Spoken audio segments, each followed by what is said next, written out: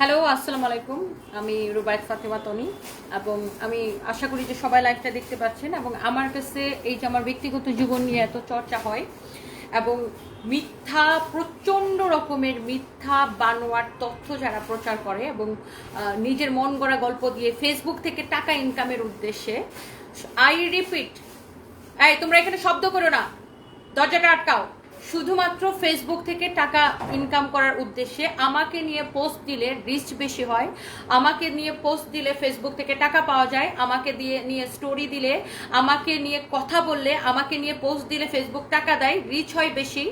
এই উদ্দেশ্যে যারা আমার নামে অপ্রীতিকর কথা এবং নিজের মন গড়া গল্প ছাড়েন, আজকে আমি তাদেরকে চ্যালেঞ্জ করার দিন। আমি জীবনের কোনোদিনেও আমার এইসব ব্যাপারে, আপনারা যতটুকু দেখছেন ক্যামেরায় আমার হাজবেন্ড বাচ্চা কাচ্চা অতটুকু দেখছেন, আমি কখনো আমার ব্যক্তিগত বিষয় নিয়ে ওপেন বা ক্লিয়ার কাট কথা কখনো বলি নাই। বাট আজকে আমি জীবনে প্রথমবারের মতো এবং শেষবারের মতো আমি কথাগুলো বলবো এবং প্রমাণ সহ এবং চ্যালেঞ্জ করে, আই রিপিট চ্যালেঞ্জ করে। আচ্ছা, তারপরে আরেকটা বিষয় হচ্ছে, আজকেই শেষবারের মতো এই বিষয়গুলো নিয়ে আমি কথা বলবো এবং প্রথমবারের মতো। দ্বিতীয়ত হচ্ছে, এটা আমার বিজনেস পেজ। এই বিজনেস পেজ থেকে আমি আর কখনোই বিজনেস ছাড়া অন্য কোনো বিষয়ে আমি লাইভ করতেও চাই না, কথাও বলতে চাই না। So this is the first time and last time. So hopefully সবাই কথাগুলো মনোযোগ দিয়ে শুনবেন।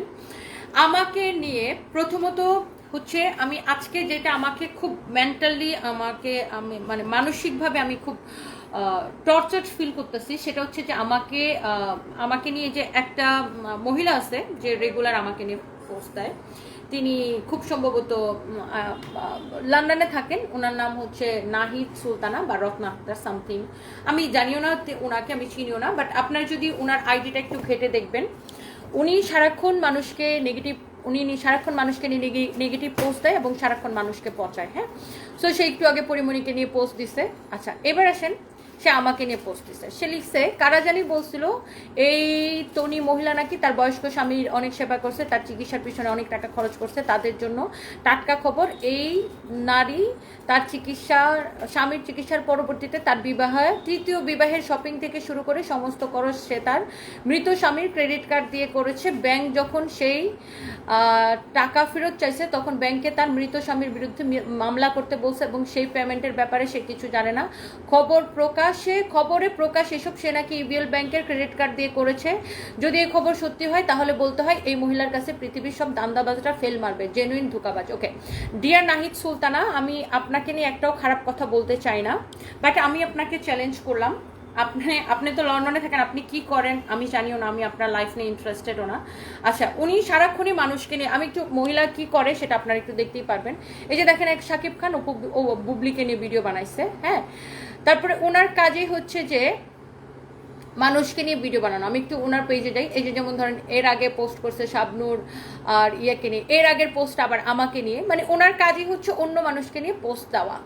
দেখছেন, উনি লিখছে, যদিও ভাবছিলাম ওনাকে নিয়ে আর পোস্ট দিব না, তবুও দিলাম।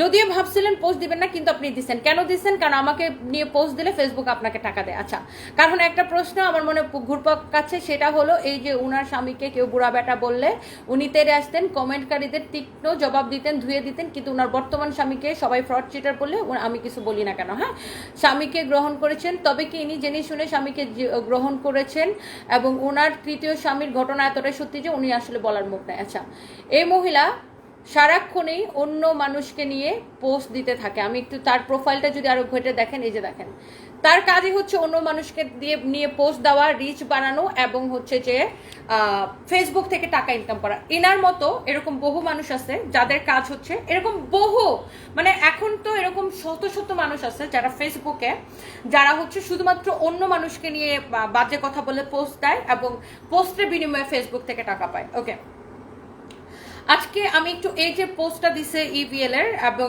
আমি এই বিষয়গুলো আমার কাছে মনে হয় আমার একটু ক্লিয়ার করা উচিত। সো আমি আসলে প্রচন্ড বিরক্ত। আমি আসলে আমার এই ব্যক্তিগত জীবনগুলো নিয়ে আমি কখনোই কথা বলি নাই। আর ওনার মতো মানুষ যারা অন্যদেরকে নিয়ে সমালোচনা করেন, আপনি সারাদিন অন্য মানুষকে নিয়ে পোস্ট দেন। সো আপনি কিরকম মানুষ বা আপনি কি একজন ভালো মানুষ না খারাপ মানুষ, আপনার প্রমাণ কিন্তু এখানেই পাওয়া যায়। আচ্ছা, এবার আসেন আমি একটু শুরু থেকে বলি। সো আমি আমার মৃত হাজবেন্ড বা লেট হাজবেন্ড জনাব সাদাত রহমানকে আমি বিয়ে করেছিলাম ভালোবেসে, প্রেম করে। উনার থেকে আমি আবারও বলতেছি, তার থেকে আমি একটা পয়সাও নেই নাই, এবং তার থেকে কোনো সম্পত্তি আমি বা আমার ছেলে সারফরাজ পায় নাই। সো এই যে হ্যাঁ, মৌ সুলতানা নামে আরেকজন আছে, ইয়েস, মৌ সুলতানা নামে আমি বনানী থানায় আমি কমপ্লেন করেছি, লিখিত কমপ্লেন। বাট মৌ সুলতানা দেশের বাইরে থাকায় তাকে আইনের আওতায় আনা যাচ্ছে না। বাট মৌ সুলতানার নামে আমি লিখিত কমপ্লেন করেছি, এবং দুইবার করেছি, একবার আমি গুলশান থানায় করেছি, আবার বনানী থানায় করেছি। আমি এই বিষয়গুলো ক্লিয়ার করব। নট অনলি মৌ সুলতানা, আরেকটা আছে সাংবাদিক আকাশ নিবিড়, আরেকটা আছে এনামুল কবির, এনামুল কবিরের নামে আমি মামলা করব। সো আমি প্রত্যেকটা বিষয় আপনাদেরকে ক্লিয়ার করে দেবো, জাস্ট একটু সাথে থাকুন। আরেকটা আছে কি যেন মহিলাটার নাম, কি যেন তানিয়া, হোয়াট এভার তানিয়া, কি একটা পেজের নাম। সো আমার কাছে মনে হয় শুভ, আমার কাছে তোমাদের মনে হয় না এই বিষয়গুলো আমার ক্লিয়ার করা উচিত, কারণ সারা পৃথিবীর কাছে আমি একটা লোভী মহিলা হিসেবে পরিচিত। প্রথমে আমি ক্লিয়ার করি, আমার যে লেট হাজব্যান্ড সাদাত রহমান, সে হচ্ছে ফুয়াং সিরামিকের ডিরেক্টর হিসেবে চাকরি করত, এবং সেখান থেকে সে 3.5 লাখ টাকা স্যালারি নিত। হ্যাঁ, অবশ্যই শেয়ার দেবে। সেখান থেকে সে 3.5 লাখ টাকা বেতন পাইতো, এবং আমি যখন তার সাথে আমার যখন পরিচয় বিয়ে, তখন আমি নিজেও কিন্তু কাজ করি এবং ইনকাম করি। সো আমার সবসময় আমার মধ্যে একটা মানে আমার বাবা এই জিনিসটা আমার মধ্যে দিছে যে আমাদেরকে কাজ করতে হবে, পড়াশোনা শুধু করলে হবে না, পড়াশোনা শেষ করে কাজ করতে হবে। এই জিনিসটা আমার বাবাই আমাদের মধ্যে দিছে, আমার সব ভাই বোনের মধ্যে। আমার বোনও কিন্তু তার পড়াশোনা শেষ করে কাজ শুরু করছে। আচ্ছা, তো যেহেতু আমি খুব অল্প বয়সে বিয়ে করে ফেলছিলাম, এবং যেটা আমার জীবনের একটা ভুল ছিল, তো সেখান থেকে আমি ডিভোর্স হয়ে আসার পরে আমি কিন্তু অনেক কাজ করছি, আমি ঘুরে দাঁড়ানোর চেষ্টা করছি, তো অনেক পরিশ্রম করছি, স্টিল আমি কাজ করতেছি। আচ্ছা, তো আমি যখন আমার লেট হাজব্যান্ড সাদাত রহমানকে যখন বিয়ে করি, সে তখন ফুয়াং সিরামিকের ডিরেক্টর, এবং তাদের আরও একটা কোম্পানি, সে এমডি ছিল, ওই একই মালিকের সেম গ্রুপের আরেকটা কোম্পানি রংপুর ডিস্টিলারিজ, সে রংপুর ডিস্টিলারিজেরও এমডি ছিল। But Rangpur distilleries somehow run করতেছিল না, তাদের কিছু মানে গভর্নমেন্টের সাথে কিছু ইস্যু ছিল, এবং আরও কি তাদের ইন্টারনাল সমস্যা ছিল, আমি জানি না। তো আমি যেটা জানতে পারি, আমার হাজব্যান্ড যেদিন অসুস্থ হয় 4ই অক্টোবর, আই রিপিট, আমার লেট হাজব্যান্ড যেদিন অসুস্থ হয় 4ই অক্টোবর 2024, তার আগের দিন এই রংপুর ডিস্টিলারিজ নিয়ে তার একটা উত্তরাতে একটা মিটিং ছিল বাংলাদেশের একজন বিএনপির একজন খুব বড় একজন লোকের সাথে। কারণ রংপুর ডিস্টিলারিজটা তারা হ্যান্ড ওভার করে নিচ্ছে, এবং এই রংপুর ডিস্টিলারিজের নামে কয়েক কোটি টাকা লোন আছে, যেটা কিনা কোম্পানির লোন। এবং যেহেতু আমার লেট হাজব্যান্ড এটার পেইড এমডি ছিল, এবং সে এটার সিগনেটরি ছিল, তার সিগনেচার ছিল ওখানে, গ্যারান্টার ছিল সে, সো ওই লোনের প্রেশারটা তার উপরে ছিল। এবং যেটা আমি তার কোম্পানি থেকে জানতে পারি, ফুয়াং সিরামিক থেকে, যে সেই কারণে প্রচন্ড মানসিক টেনশনে ছিল, যেটার কারণে হয়তো বা সে স্ট্রোক করে থাকতে পারে। এবং আমি এই যাবৎকালে তার সংসার জীবনের আমি আর সে 7 বছর একসাথে ছিলাম, কখনোই তার অফিসিয়াল ব্যাপারে সে আমার সাথে কখনোই খোলামেলা কথা বলতো না, এবং আমিও আমার প্রফেশনাল ব্যাপারে তার সাথে বাসায় যে কথা বলতাম না, কারণ আমাদের দুইজনের প্রফেশন ডিফারেন্ট। আমি নিজে কাজ করে এই জায়গাটায় আসছি, এবং সে চাকরি করত। এবং সাংবাদিক আকাশ নিবিড়, আমি জানি না সে সাংবাদিকের স্বর মধ্যে পড়ে কিনা, সে বিভিন্ন জায়গায় বলছে আমার লেট হাজব্যান্ড নাকি সচিব ছিল, যেটা কিনা সম্পূর্ণ ভুয়া এবং মিথ্যা কথা। সে ফুয়াং সিরামিকের ডিরেক্টর হিসেবে সে চাকরি করত। আচ্ছা, এইবার আসেন, আমি একজন বয়স্ক লোককে টাকা ছাড়া বিয়ে করলাম, মানে টাকা পয়সা ছাড়াই বিয়ে করে ফেলাম, যেটা একদম জাতিগত প্রশ্ন। এবং আমাকে যেটা আজকে আমি 20 থেকে যখন থেকে অনলাইনে কাজ করি, আমরা মনে হয় 2020-এর লাস্টের দিকে আমি আমার লেট হাজব্যান্ডকে নিয়ে ক্যামেরার সামনে আসছি। সো 2020-এর লাস্ট থেকে আজকে 2025-এর লাস্ট, এই লাস্ট 5টা বছর ধরে আমাকে সোশ্যাল মিডিয়াতে একটাই কথা শুনতে হয় যে আমি টাকার জন্য বুড়া লোককে বিয়ে করছি, টাকার জন্য বুড়া লোককে বিয়ে করছি, টাকা টাকা টাকা, আমি লোভি। সো আমাকে একটু ক্লিয়ার করতে দেন বিষয়টা। আমার লেট হাজব্যান্ড চাকরি করতো সে একজন পেইড ডিরেক্টর ছিল ফুয়াং সিরামিকের। আপনারা চাইলে ফুয়াং সিরামিকে যোগাযোগ করে জেনে নিতে পারেন। এবং সে 3.5 লাখ টাকা ওখান থেকে স্যালারি পাইতো। এবং সে যে কত টাকা স্যালারি পাইতো আমি সেটাও জানতে পারছি কবে জানেন? তাকে নিয়ে যখন আমি ব্যাংককে যাই, সে যখন অসুস্থ হয়ে যায়, তারপরে সে যখন তার অফিসের কাছে, তার কোম্পানির কাছে আমি যখন হেল্প চাই, তাদের চেয়ারম্যানের কাছে যখন আমি হেল্প চাই, তখন আমি জানতে পারি যে সে 3.5 লাখ টাকা এই কোম্পানিতে স্যালারি পাই। এর আগে পর্যন্ত আমরা হাজব্যান্ড ওয়াইফ কখনোই কে কত টাকা ইনকাম করি সেটা নিয়ে কেউ কারোর সাথে ক্লিয়ার কাট ডিসকাশন করতাম না। কারণ কি, আমরা সবসময় নিজের যার যার টাকা দিয়ে সে চলতাম। আমি আমার টাকা দিয়ে চলতাম, সে তার টাকা দিয়ে চলতো। বাট ফ্যামিলিতে আমরা দুজনেই মানে একটা সংসার চালাতে যে খরচটা, সেখানে আমরা দুজনেই কন্ট্রিবিউট করতাম। তারও কন্ট্রিবিউশন ছিল, আমারও ছিল। এবং আমি বনানী যে বাসাটা থাকি সেটা কিন্তু আমার ভাড়া বাসা, কেনা বাসা না। এবং অনেকে যেটা প্রচার করেন যে বনানীর বাসা সারফাজের ড্যাডি আমাকে কিনে দিয়ে গেছে, আমি সেই বাসায় থাকি, ডুপ্লেক্স বাসায় থাকি, এটা সম্পূর্ণ একটা মিথ্যা কথা। সেটা আমার ভাড়া বাসা। হ্যাঁ, এবং আমি 2টা ফ্ল্যাট নিয়ে থাকতাম, এটা সত্যি। ফাহিমের কি হয়েছে, ফাহিমকে কেন বের করে দিছে আমরা, সেটারও আজকে আমি ক্লিয়ার কাট উত্তর দিব। এবং ফাহিম আমার স্টাফ ছিল, অ্যাসিস্ট্যান্ট ছিল। কিছু নোংরা মানুষ ফাহিমকে নিয়েও আমাকে নোংরা কথা বলে। এরকম তো অনেক ছেলেরা আমার কোম্পানিতে কাজ করে, এরকম অনেক ছেলেরা আমার কোম্পানিতে কাজ করে। সো ফাহিমকে কেন আমরা কোম্পানি থেকে বের করে দিচ্ছি সেটারও আজকে আমি ক্লিয়ার কাট উত্তর দিব। এবং এই বিষয়গুলো নিয়ে আমি ফার্দার আমার লাইফে কোনোদিন কথা বলবো না। আমি একটা নতুন বিয়ে করছি, আমি জীবনটাকে মুভ অন করার চেষ্টা করতেছি, আমি একটু শান্তিতে এবার বাঁচতে চেষ্টা করতেছি। আপনারা আমাকে একটু দয়া করে বাঁচতে দিবেন, এবং আমি আপনাদের প্রত্যেকটা কথার ক্লিয়ার কাট উত্তর দিব। এবং আমি চ্যালেঞ্জ করতেছি, বাংলাদেশে অনেক ইন্টেলিজেন্স এজেন্সি আছে। বাংলাদেশ ব্যাংকে যদি কারোর এনআইডি কার্ড দেওয়া হয়, পুলিশকে কারো আইডেন্টি কার্ড দেওয়া হয়, তার নারী নক্ষত্র ভুড়ি সবকিছু বের করে নিয়ে আসতে পারে, রাইট? সো আমার কথা যদি মিথ্যা হয়, বাংলাদেশের আপনারা সার্চ করেন আমার এনআইডি কার্ড দিয়ে, আমার লেট হাজব্যান্ডের এনআইডি কার্ড দিয়ে সার্চ করেন, রাইট? মিথ্যা বলার তো কোনো সুযোগ নাই। আমি লাইভে এখন 9,000 মানুষ আমার লাইভ দেখতেছেন, মিথ্যা কথা বলার তো কোনো সুযোগ নাই। হ্যাঁ, ফাহিমকে আমরা বের করে দিছি, এবং ফাহিমকে কেন বের করে দিছি সেটাও আমি ক্লিয়ার কাট আনসার দিব। একটু শুনতে হবে,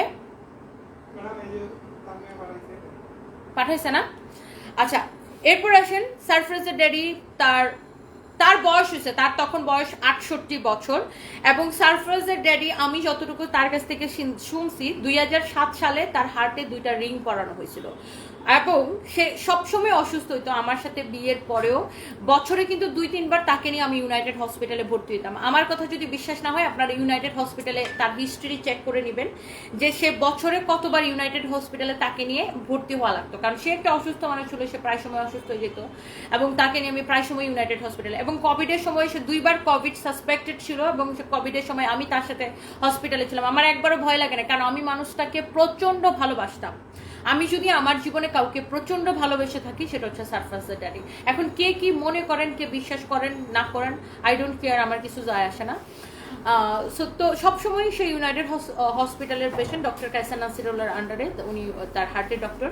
তো সবসময় ওকে নিয়ে আমি ভর্তি হইতাম। এবং ওর একটা জিনিস ছিল কি, ও খাবার দাবার মেনটেন করতো, বাট খুব একটা যে মেনটেন করতো তা না।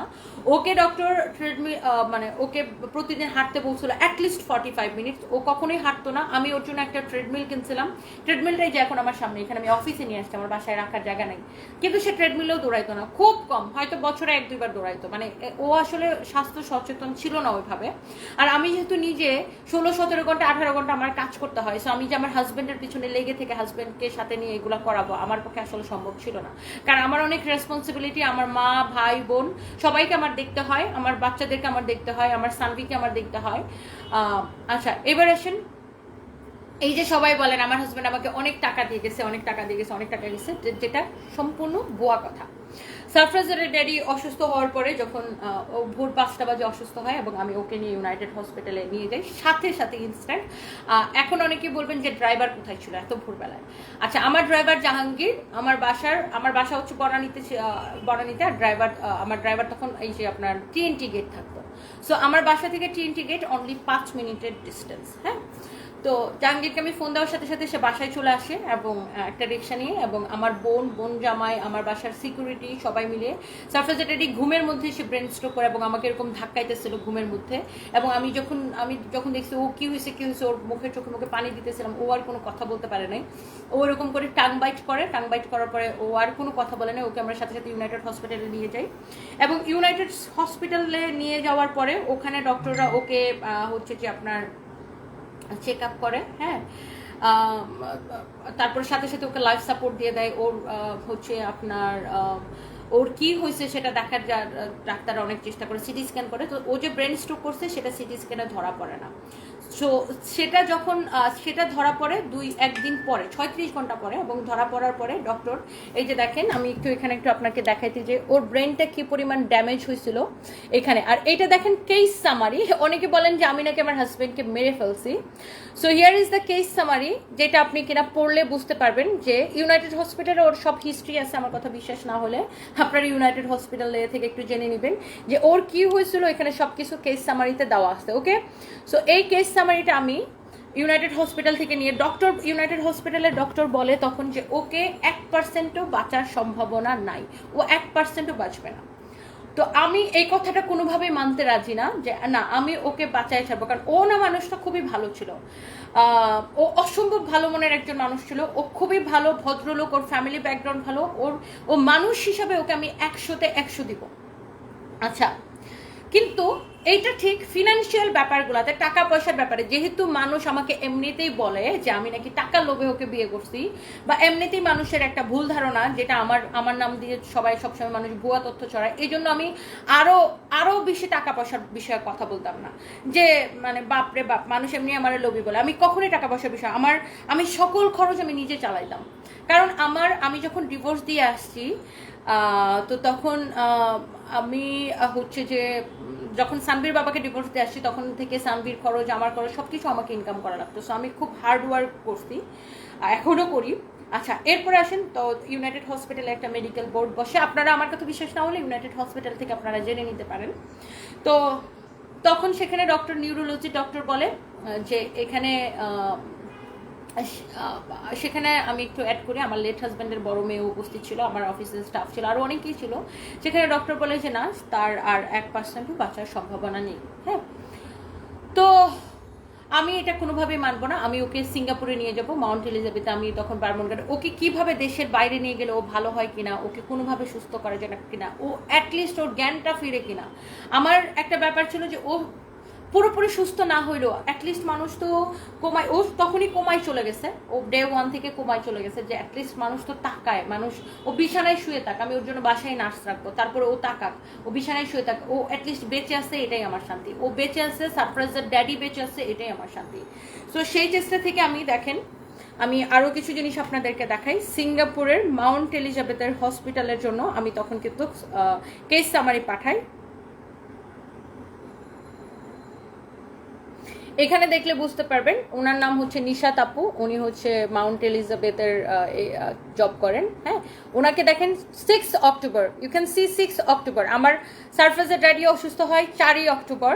সো 4 অক্টোবর অসুস্থ হয়, ইউনাইটেড হসপিটালে নিয়ে যায়। 6 অক্টোবর ডাক্তার বলে তাকে বাঁচানো সম্ভব না, তার 1%ও বাঁচার সম্ভাবনা নাই, কারণ তার ব্রেন পুরোটা ড্যামেজ হয়ে গেছে, ব্রেন স্ট্রোকের, তার একটা মারাত্মক ব্রেন স্ট্রোক হয়েছে। সো আমি সরি, নিশাত এটা আপু না, এটা হচ্ছে ভাইয়া, সরি ভাইয়া। এই যে দেখেন আমি ওনাকে এগুলো পাঠাইছি, আমি লিখছে থ্যাংক ইউ ভাইয়া। উনি কি লিখছে, আপু we are trying our best, please send me the case summary for. আচ্ছা দেখেন এখানে সব কিছু দেওয়া আছে, আপনি দেখতেই পাচ্ছেন, ওনার সাথে পরে আমার কথা হয়েছে, সব কিছু দেখতে পাচ্ছেন। আচ্ছা, এইবার আসেন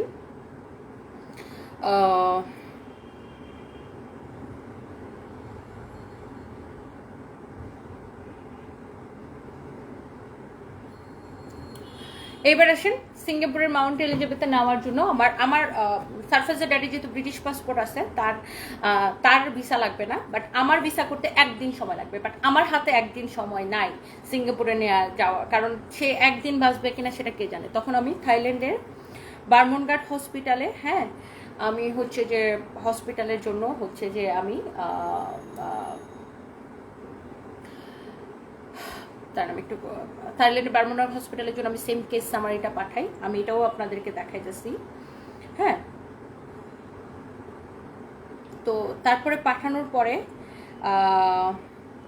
আপনার বারমনঘাট হসপিটাল থেকে এই যে দেখেন নুসরাত আপু হচ্ছে এয়ার অ্যাম্বুলেন্সে।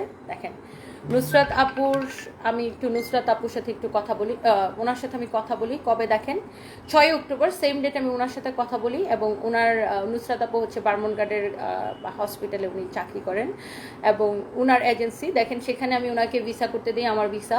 এবং এগুলো কিন্তু দেখেন আপনি ডেট সহকারে দেখতে পারতেছেন। এবং নুসরাত আপুর সাথে আমার কথা হয়, ওনাকে আমার কার্ড পাঠাই, ওখানে আমি সব কিছু দেখেন, সব কিছু কীভাবে আমার হাজব্যান্ডকে নিয়ে যাইতে হবে সব কিছু ওনার সাথে কথা বলি। অ্যান্ড আফটার দ্যাট দেখেন উনি দেখেন আমি কি পরিমাণ চেষ্টা করছি। আপু আলহামদুলিল্লাহ নামছি, এখন আমি ইমিগ্রেশনের বাইরে দাঁড়াইছি, বলেছিল ওকে বলেছিল হইছে দেখছেন, মানে ওরা আমার কাছে কিন্তু দেখেন সব কিছু প্রমাণ আছে, হ্যাঁ আমার কাছে সব কিছু প্রমাণ আছে। সো ওনার সাথে আমার কনভারসেশন দেখলে উনি অনেক হেল্প করছে তখন, উনি তখন এয়ার অ্যাম্বুলেন্স অ্যারেঞ্জ করে দিছি, হ্যাঁ। এবং আমি আরেকটা মানুষকে না দেখাইলে নাই, এটা হচ্ছে শারমিন আপু, হ্যাঁ উনি তখন বার্মনঘাট হসপিটালে চাকরি করতেন, উনিও অনেক হেল্প করছে আমার এক্স লেট হাজব্যান্ডকে ওখানে ট্রিটমেন্ট করাইতে। তো তখন আমি এয়ার অ্যাম্বুলেন্সে করে বার্মনঘাট হসপিটালে নিয়ে যাই এবং থাইল্যান্ডের আমি একটা দৃঢ় সময় নষ্ট করতে চাই নাই। এর মধ্যে থাইল্যান্ডের যে এয়ার অ্যাম্বুলেন্স সেখানে হচ্ছে যে আপনার কোনো এয়ার অ্যাম্বুলেন্স খালি নাই, এয়ার অ্যাম্বুলেন্স আমি পাইতেছি না। সো এয়ার অ্যাম্বুলেন্সের জন্য ওই যে দেখছেন নুসরাত আপু আমাকে লিখছিল যে আমি এয়ার অ্যাম্বুলেন্সের জন্য ওয়েট করতেছি, এয়ার অ্যাম্বুলেন্স পাচ্ছিলাম না, থাইল্যান্ডের কোনো এয়ার অ্যাম্বুলেন্স খালি নেই। তখন আমি সিঙ্গাপুর থেকে একটা এয়ার অ্যাম্বুলেন্স বাংলাদেশে ল্যান্ড করাই পরের দিন সকালবেলা। সিঙ্গাপুরের এয়ার অ্যাম্বুলেন্স আনার জন্য আমি যদি থাইল্যান্ডের এয়ার অ্যাম্বুলেন্সে নিয়ে যেতাম তাহলে আমার 40 লাখ টাকার মতো খরচ করতো, কিন্তু সিঙ্গাপুরের এয়ার অ্যাম্বুলেন্সে আমি যেহেতু নিয়ে গেছি। এই তানবীর কি বলতে চাই শুনো তো রিয়াদ। সিঙ্গাপুরের ও জানেন আমি লাইভে সিঙ্গাপুরের এয়ার অ্যাম্বুলেন্স আমি নিয়ে যাওয়ার কারণে আমার 23 লাখ টাকা বেশি লাগছে। আমি একটা দিন সময় নষ্ট করতে চাইনি মানুষটাকে বাঁচানোর জন্য, যে ঠিক আছে আমি ওকে যে কোনো মূল্যে বাঁচাইতে চাই। এই লোভী মহিলা শুনতে শুনতে আমি খুব বিরক্ত, মানে আমি খুবই বিরক্ত। এই যে দেখেন মিতালি মার্মা লিখছে তোমাকে ভালো মনে করছিলাম, এখন দেখছি তুমি একটা লোভী। এই যে আপনাদের মন গড়া কথা, আমি কোথায় লোভী, আমি কি পাইছি জীবনে আমি সেটাই আসলে আমি জানি না। সো আমি লোভী কিনা মিতালি মার্মা সেটা আপনাকে প্রমাণ দিতে হবে। আচ্ছা এই যে দেখেন আমি একটু প্রমাণ সহকারে কথা বলবো। আমি এই এজেন্সির মাধ্যমে দেখেন 62,96,000 টাকা, মানে কি 62,96,000 টাকা দিয়ে আমি 62,96,000 টাকা দিয়ে, আবার দেখেন একটু চাইলে আপনারা ছবিও নিতে পারেন, হ্যাঁ এটা এয়ার অ্যাম্বুলেন্সের বিল, হ্যাঁ ডেটটা কবে একটু দেখে নিন, 6/10/2024 অক্টোবরের 6 তারিখে আমি সারফ্রাজের ড্যাডিকে নিয়ে যাই। আচ্ছা এবার আসেন এতগুলো টাকা আমি কই পাবো, আমি তো ব্যবসা করি, আমার আর ব্যবসায়ীদের হাতে কখনোই ক্যাশ টাকা থাকে না। সারফ্রাজের ড্যাডির কোনো জমানো টাকা ছিল না, তো এতগুলো টাকা আমি কই পাবো। ইনস্ট্যান্ট তখন আমার টাকার দরকার পড়ে এবং আমার বাসায় যত গয়না থাকে, এই যে আমার ম্যানেজার তানবীর আছে আমার সামনে, আমি বাসায় আসি আমার সকল গয়না আমি ওকে দেই। আমি ডায়মন্ড হাউস বা যে ট্রাস্ট গোল্ডেন ডায়মন্ড সৌমেনদার কাছে আমার সকল গয়না আমি বিক্রি করে দিই ক্যাশ। এবং তখন সারফ্রাজের ড্যাডির অফিস থেকে ফুয়াং সিরামিক থেকে 40 লাখ টাকা দিচ্ছিল না ওরা, 30 পরে 10 লাখ দিচ্ছিল, 40 লাখ টাকা তখন দেয় ওরা আমাকে কিছুটা হেল্প করে, কারণ এদিকে ইউনাইটেড হসপিটালও বিল দেওয়া লাগছে, ওখানেও মনে হয় 10-12 লাখ টাকা বিল চলে আসছিল। হ্যাঁ এই যে তানভীরের কাছে সব ছবি আছে। সো এই যে দেখেন এই গয়নাগুলো আমি সব বিক্রি করে দিই। দেখেন এই যে সৌমেনদা যে কিনে রাখছে সেটারও প্রমাণ দেখেন, ওকে সব কিছুর হিসাব আছে এখানে, বুঝছেন। মানুষ তো চাইলেই আপনি সবকিছু মিথ্যা বানায় ফেলতে পারবেন না, ওকে। এই গয়নাটা আমার বোনের বিয়েতে পড়ছিলাম, আপনাদের মনে আছে কিনা, এই সব গয়না আমি সাথে সাথে বিক্রি করে দিই। সো যারা মন গড়া গল্প বলেন না, আপনাদেরকে আসলে আমি কি বলবো, আপনাদের উপরে আল্লাহর গজব পড়বে। সো এখানে সবকিছুর প্রমাণ আছে, বুঝছেন, ট্রাস্ট গোল্ডেন ডায়মন্ড থেকে জেনে নিন। তখন সারফেসের ড্যাডির অফিস থেকে 40 লাখ টাকা দেয়, এটা দিয়ে আমাকে এখানে হসপিটালের বিল দিতে হয় এবং এয়ার অ্যাম্বুলেন্সের বিল দিতে হয়, এবং আমি যে বার্মনঘাট হসপিটালে ওকে নিয়ে যাব সেখানে আমাকে 1 মিলিয়ন বাত অ্যাডভান্স পেমেন্ট করতে হবে। অ্যাডভান্স 1 মিলিয়ন বাত মানে কত টাকা জানেন, এখন হচ্ছে 40 লাখ টাকা, তখন অনেক 36 লাখ টাকা ছিল, আমাকে অ্যাডভান্স পেমেন্ট করতে হবে। সো এই টাকাগুলো কোত্থেকে আসছে। আর এবার আসেন, আমি যখন সারফ্রাজের ড্যাডিকে নিয়ে গেছি আমি জানি না ওর কি আছে না আছে, ওর আসলে আদৌ ব্যাংকে কোনো টাকা আছে কি নাই, বা ওর ব্যাংকে কি আছে না আছে আমি কিছুই জানি না। তখন ওকে আমি এইভাবে বার্মনঘাট হসপিটাল নিয়ে গেছি। ওখানে রনি ভাই নামে একজন ভদ্রলোক আছে, আমাদের ফ্যামিলি মানে ফ্রেন্ড, রনি ভাই ব্যাংকক। এই যে দেখেন ওনার সাথে আমার সকল কিছু কনভারসেশন আছে, এই যে ওনাকে যে আমি পাঠাইছি সারফ্রাজের ড্যাডির রিপোর্ট সব কিছু ওনার সাথে আমার কনভারসেশন আছে। ওনাকে যে আমি হসপিটালের এটা পাঠাইছি সকল কিছু, হ্যাঁ সকল কিছু ওনার সাথে আমার সকল কনভারসেশনে সব কিছু পাবেন। আচ্ছা এইবার আসেন, হসপিটালে নিয়ে যাওয়ার পরে ওকে যখন আইসিইউতে রাখে, বার্মনঘাট হসপিটাল খুবই একটা এক্সপেন্সিভ হসপিটাল, ওখানে তখন প্রতিদিন 12 লাখ টাকা করে 12 থেকে 13 লাখ টাকা করে আপনার আচ্ছা, বুরহান উদ্দিন লিটন এই যুগে কি যেন লিখছেন আপনি, হাতে লেখা এয়ার অ্যাম্বুলেন্সের ভাউচার। তো সেটা আপনি এই travel agency, travel consult limited, ওদেরকে আপনি জিজ্ঞাসা করেন। আমার সাথে তো সব হোয়াটসঅ্যাপের কনভারসেশন তো নিশ্চয়ই আমি বানাই নাই, হোয়াটসঅ্যাপ থেকে দেখাইতেছি। অ্যাপ্লাই করে যে আমরা ইয়াতে পাঠাইছিলাম রিকোয়েস্ট করে, যে ওদের কি বলে, কি এটা হ্যাঁ হ্যাঁ, ইভেন এই যে ইউনাইটেড হসপিটাল থেকে যে আমরা কেস সামারি চাইছিলাম, সেটার ফর্ম হচ্ছে এটা। আপনার মতো মানুষজন, বুরহান উদ্দিন লিটন, আপনার মতো মানুষজন সব কিছুতেই সন্দেহ করেন। এনিওয়েজ, আপনি এই যে এইটার একটু ছবি তুলে রাখেন, হ্যাঁ, আপনি এদের সাথে যোগাযোগ করেন, এখানে ওনাদের অ্যাড্রেস সব কিছু দেওয়া আছে গুলশান 2-এ, আপনি একটু ওনাদের থেকে জেনে নিতে পারেন। ওকে, গুলশান 2 সার্কেল 1-এ, হ্যাঁ সরি সার্কেল 2 মানে গুলশান 2-এ, আপনি ওনাদের থেকে জেনে নিতে পারেন। আচ্ছা, এইবার আসেন, তারপরে আমি যখন সারফরাজ ড্যাডিকে ওখানে নিয়ে যাই, ওখানে একটা প্রতিদিন এত টাকা বিল আসে, আমি জাস্ট হাঁপাই যেতেছিলাম, আমি ঋণগ্রস্ত। তখন আমি কি করব না করব। আর তখন আমাকে সবাই ওই হসপিটালে নিয়ে যাওয়ার পরে ওখানকার ডাক্তাররাও বলতেছিল ওইগুলোরও সব রিপোর্ট, সব ফাইল আমার কাছে আছে। আমি তো চ্যালেঞ্জ করতে পারি, কারো যদি আমার থেকে জানার থাকে ব্যক্তিগত বিষয় বা চ্যালেঞ্জ করার থাকে, আপনি আসেন, আপনি আমাকে চ্যালেঞ্জ করেন, আমি আপনাকে সব পাই টু পাই কাগজ ধরে ধরে বলে দিব। যখন আমি বার্মনগার্ডে নিয়ে যাই, বার্মনগার্ড হসপিটালেও সব হিস্ট্রি থাকে, আপনি ব্যাংককে বার্মনগার্ড হসপিটাল থেকে সব হিস্ট্রি নিতে পারবেন সাদাত রহমান লিখে সার্চ দিলেই। সো আমি ওখান থেকে ডক্টর বলে যে ওনাকে বাঁচানো সম্ভব না, ওনার বাঁচার সম্ভাবনা নাই, বাংলাদেশেই উনি শেষ হয়ে গেছে। সো আপনি ওনাকে কষ্ট করে নিয়ে আসছেন, আপনি হয় আপনার কাছে দুইটা ওয়ে, আপনি ওনাকে এইভাবে বাংলাদেশে ফেরত নিয়ে যেতে পারেন, ওখানে উনি বাংলাদেশের হসপিটালে রাখতে পারেন, কারণ আমরা অনেক এক্সপেন্সিভ। আরেকটা ওয়ে, আপনি তার লাইফ সাপোর্ট খুলে দিতে পারেন, তাইলে লেট হিম গো পিসফুল। ডক্টর ঠিক এই সেন্টেন্সটা আমাকে বলছে, লেট হিম গো পিসফুলি। আমি সাথে সাথে বলছি নো ডক্টর, নো ওয়ে, আমি কোনোভাবেই ওকে এভাবে যেতে দিব না, আমি আমার লাস্ট ট্রাই করবো, তোমরা চেষ্টা করো। তখন সারফেজার ড্যাডির একটা হাঁটুর মধ্যে একটা ব্লাড, একটা ক্লট ধরা পড়ে, তখন ডাক্তার বলে এই ক্লটটা অপারেশন করতে হবে। তখন ওই ক্লটের জন্য আরো 12 লাখ টাকা চার্জ করে, মানে প্রতিদিনই এরকম 12-13 লাখ টাকা বিল আসতেছিল। তখন আমি খুব ভাপাই যে আমি ঋণগ্রস্ত, আমার অবস্থা খুবই খারাপ। আমি আমার কোম্পানিতে লসে 50% ডিসকাউন্ট দিচ্ছি কিনা আপনি আমার গত অক্টোবর মাসের হিস্ট্রি দেখে নিন, আমাদের পেজে সব হিস্ট্রি আছে।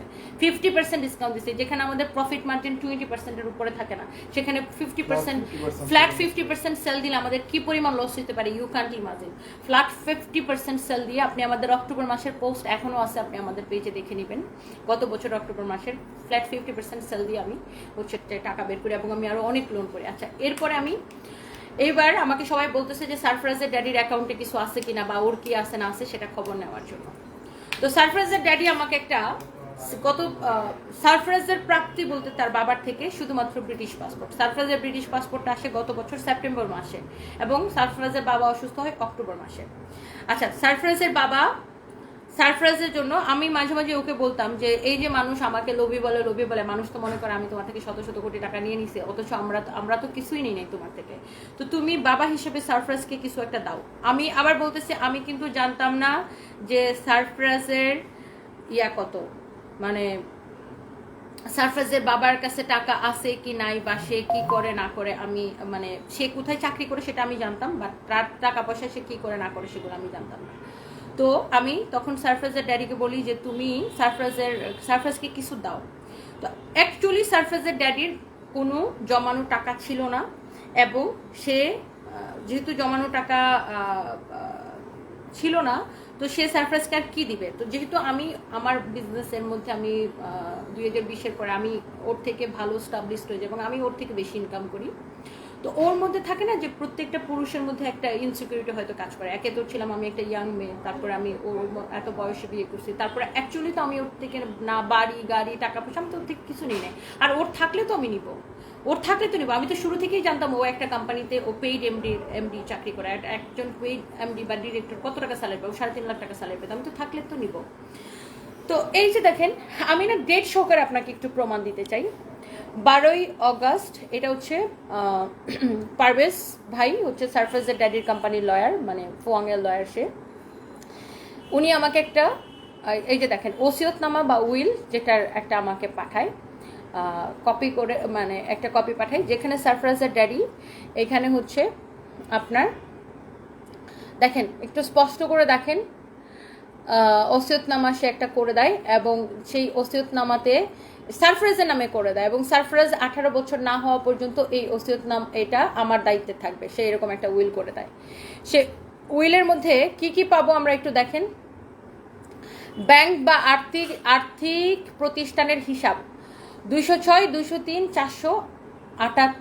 474 ঢাকা ব্যাংক লিমিটেড, বনানী শাখা, কামাল আতাতুর্ক অ্যাভিনিউ। আচ্ছা, আইসিবি সঞ্চয়পত্র নাম্বার এত, আইসিবি সঞ্চয়পত্র নাম্বার এত, আর কিন্তু কিছু নাই, 3টা জিনিস। ওকে, এই 3টা জিনিস। এবং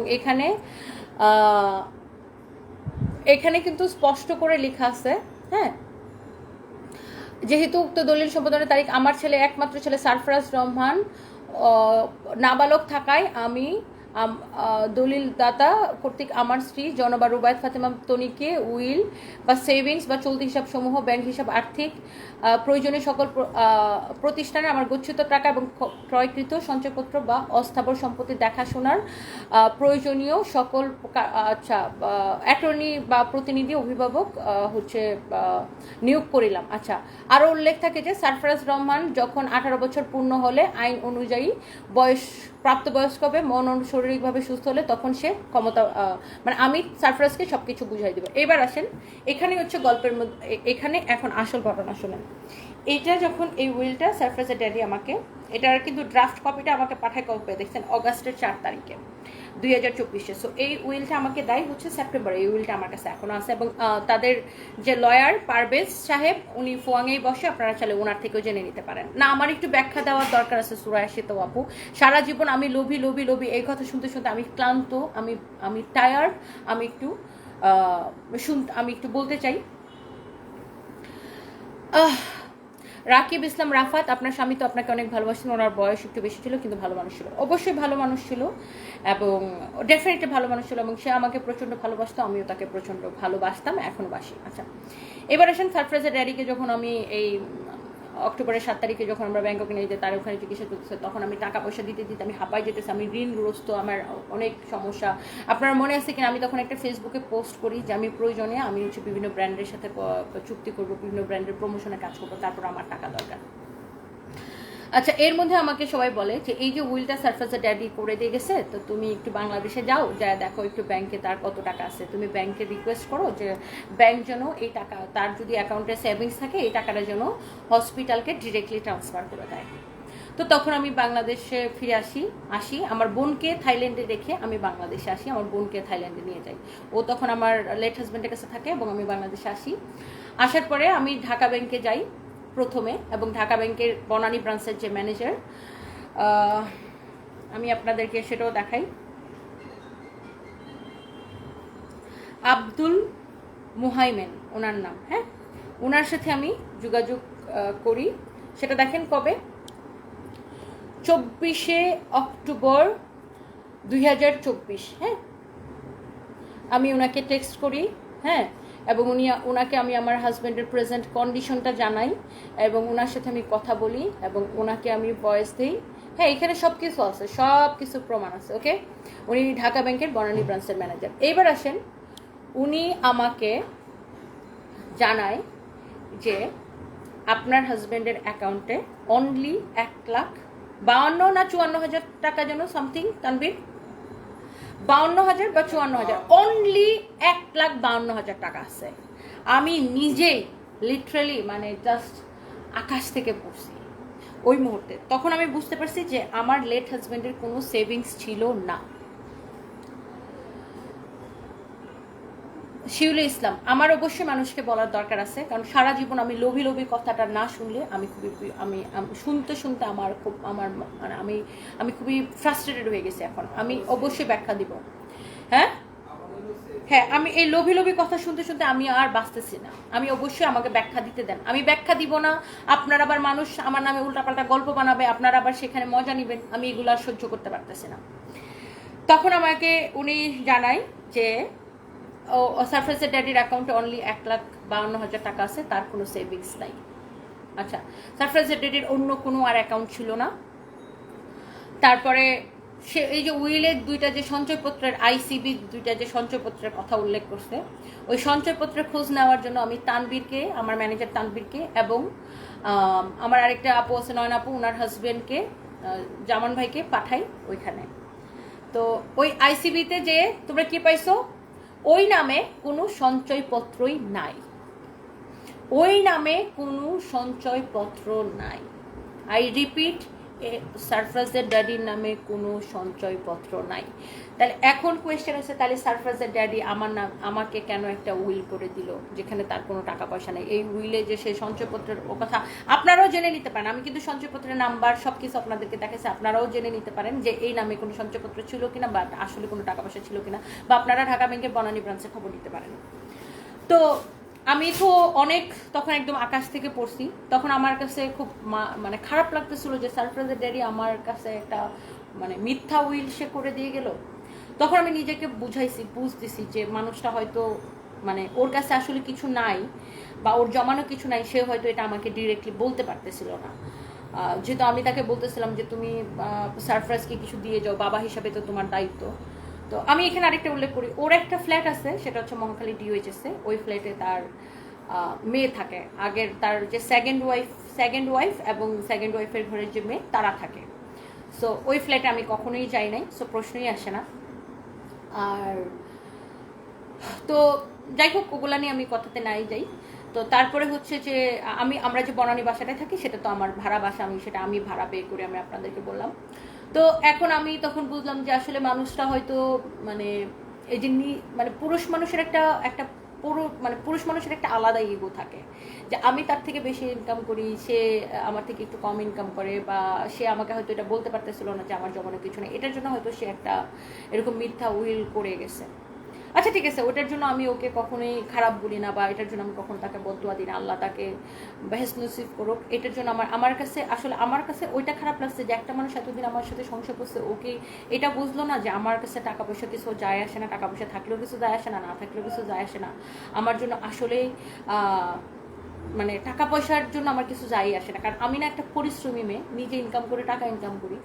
সো আমার অন্য একটা পুরুষ মানুষের থেকে হাত পেতে টাকা নিব, এটাই তো আমার ইগোতে লাগে। আমি কোনোদিন কারোর কাছ থেকে হাত পেতে টাকা নিই নি, আমি চ্যালেঞ্জ করে বলতেছি, আমি কখনই কারোর কাছ থেকে হাত পেতে টাকা নিই নি। সো এটা আমার কাছে খুব খারাপ লাগছে যে সারফরাজের ড্যাডি একটা উইল করে দিয়েগুলো, সেখানে কিছু না, কিন্তু সে তারই মিথ্যা উইলটা করার দরকার ছিল না। সে আমাকে বললেই পারতো যে দেখো আমি যেটা মাসের স্যালারি পাই সেটা তো আমি সংসারে খরচ করি, বা এটা সেটা আমি খরচ করি, আমার জমানো কোনো টাকা নাই।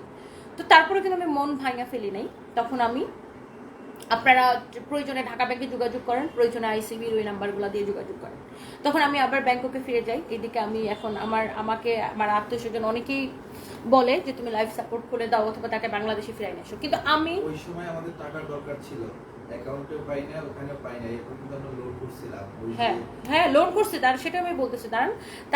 তারপরেও কিন্তু আমি মানসিকভাবে ভাঙা পড়িনি।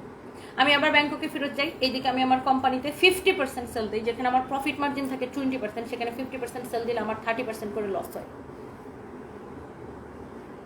আচ্ছা, 3.5 লাখ টাকা সে কি করতো, একজন কোয়েশ্চেন করছেন। ওকে ফাইন, আমরা যে ধরনের লাইফস্টাইল লিড করি, আমরা বনানীতে থাকি, আমরা যে ফ্ল্যাটে থাকি, আমরা 2টা ফ্ল্যাট নিয়ে থাকতাম।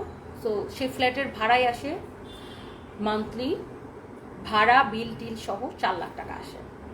Let me clear. সো সেখানে 50%-এর থেকেও কম সে পে করতো, আর বাকিটা ধরেন 60-70% আমি পে করতাম, বাকিটা সে পে করতো।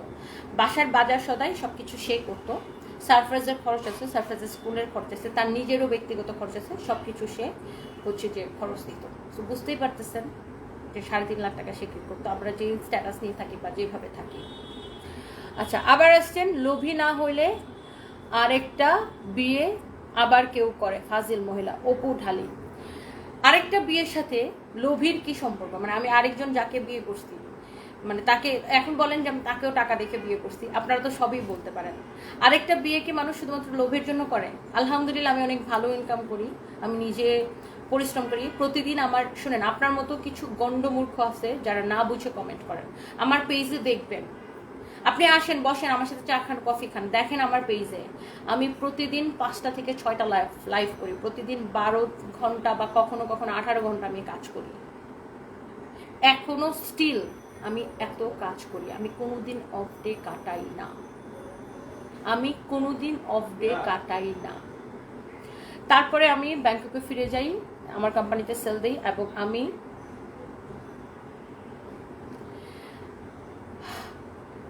হচ্ছে যে আপনার অনেকগুলো লোন করে ফেলি বাংলাদেশে। আমার যে সাপ্লায়াররা বা যারা আমাদেরকে প্রোডাক্ট সাপ্লাই দেয়, কাপড় চোপড় সাপ্লাই দেয়, তাদের সাথে তো আমার একটা ভালো সম্পর্ক, এত বছরের ব্যবসায়িক সম্পর্ক। আমি তাদের থেকে অনেক টাকা লোন করি।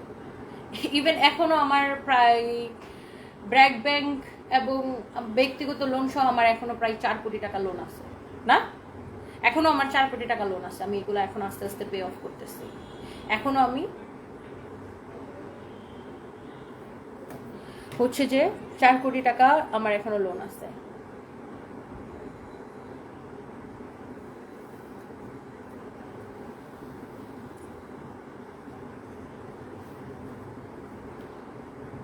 কি লিখছে উম্মাইয়া হাবিবা, আমার টাকাগুলো ব্যাগ দেন, মানুষকে আর বোকা বানাবেন না। তন্নি লোভি, আমার রোব আছে, আমার টাকাগুলো ব্যাগ দেন। উম্মে হাবিবা এটা কে দেখো তো, মনে হয় ফেক পেজে বিকাশ করছেন।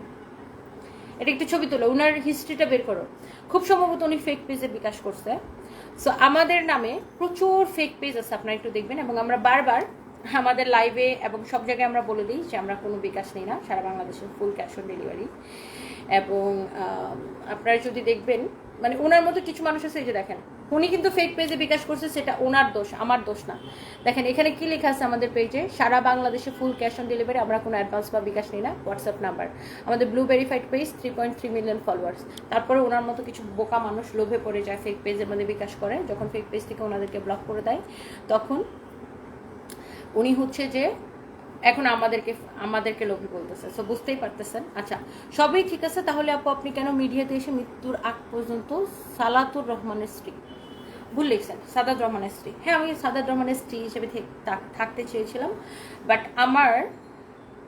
আমি একটা মানুষ, হ্যাঁ আমি একটা মানুষ, আমার বয়স কম, এবং আমার বাচ্চাদের জন্য বাবা প্রয়োজন।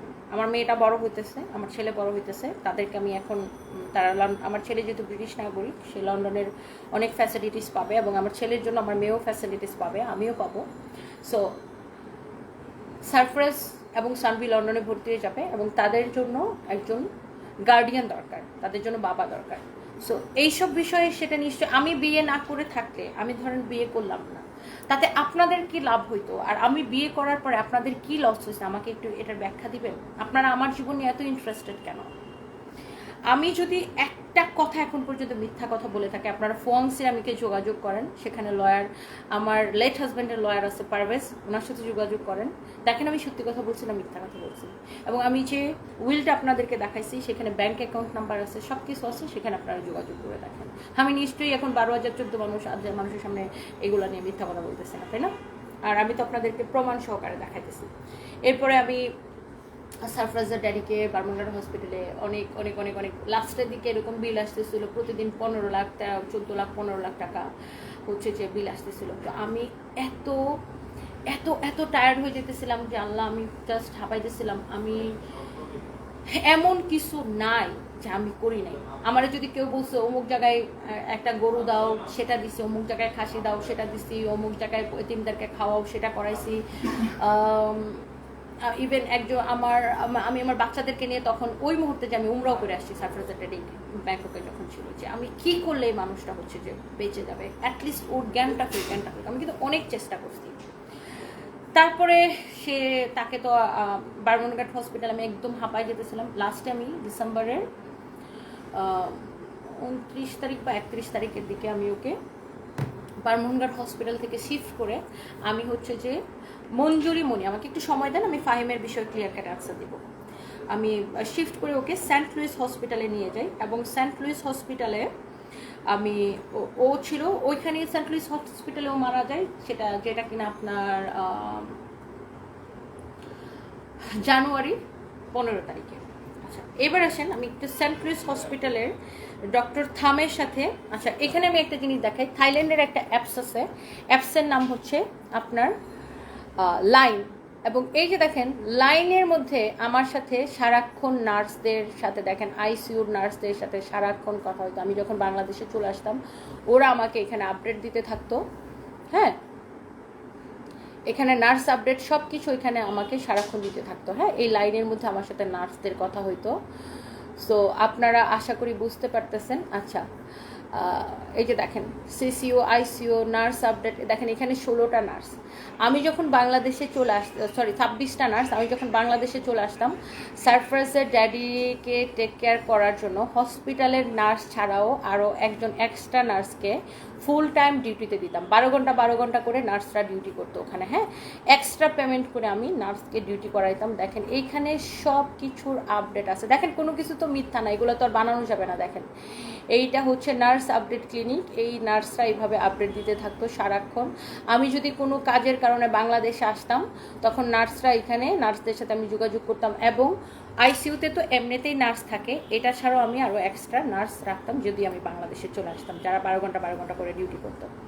আচ্ছা, এবার আসেন, যখন আমি সারফারাজের ড্যাডিকে আমি যখন ইয়াতে নিয়ে যাই সেন্ট লুইস হসপিটালে, সেখানে বিল একটু কম আসতো, অনেকটাই কম আসতো। সেখানে প্রতিদিন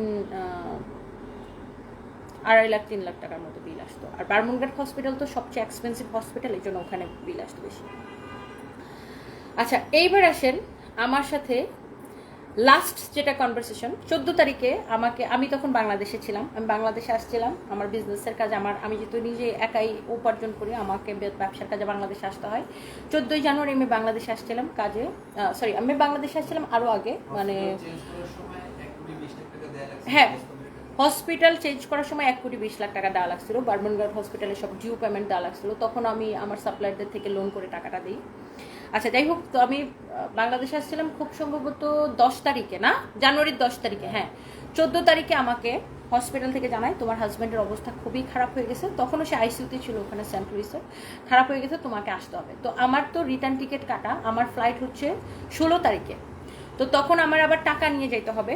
তো তখন আমি আবার হসপিটাল থেকে একটু পরে জানাই যে না, ও এখন অনেকটা ভালো, তুমি 2 দিন পরে আসতে হবে। দেখেন এই যে ডক্টর থামের সাথে আমার কনভারসেশন দেখেন 14ই জানুয়ারি। হ্যাঁ, লাইনে আমার মধ্যে 14ই জানুয়ারি। দেখেন আমার সাথে ডক্টরের কনভারসেশনটা দেখেন। ওকে, আমি কি লিখছি, but please try to keep him alive. Okay, একটু দেখেন, ডক্টরের সাথে আমার কনভারসেশনটা দেখলেই বুঝতে পারবেন। ওকে, আচ্ছা, ডক্টরের সাথে আমার কথা। এবার আসেন, আমি ডক্টরকে লাস্টকে টেক্সট করছি, একটু পড়েন। My husband had many ups and downs during his stay for almost 3 months at Barmanghat Hospital. Sometimes his blood pressure fell, sometimes his heartbeat soared. At another times his multiple times, আরে মানে ওর যে হিস্ট্রিটা সেটা আমি কিন্তু লিখছি এখানে। হ্যাঁ,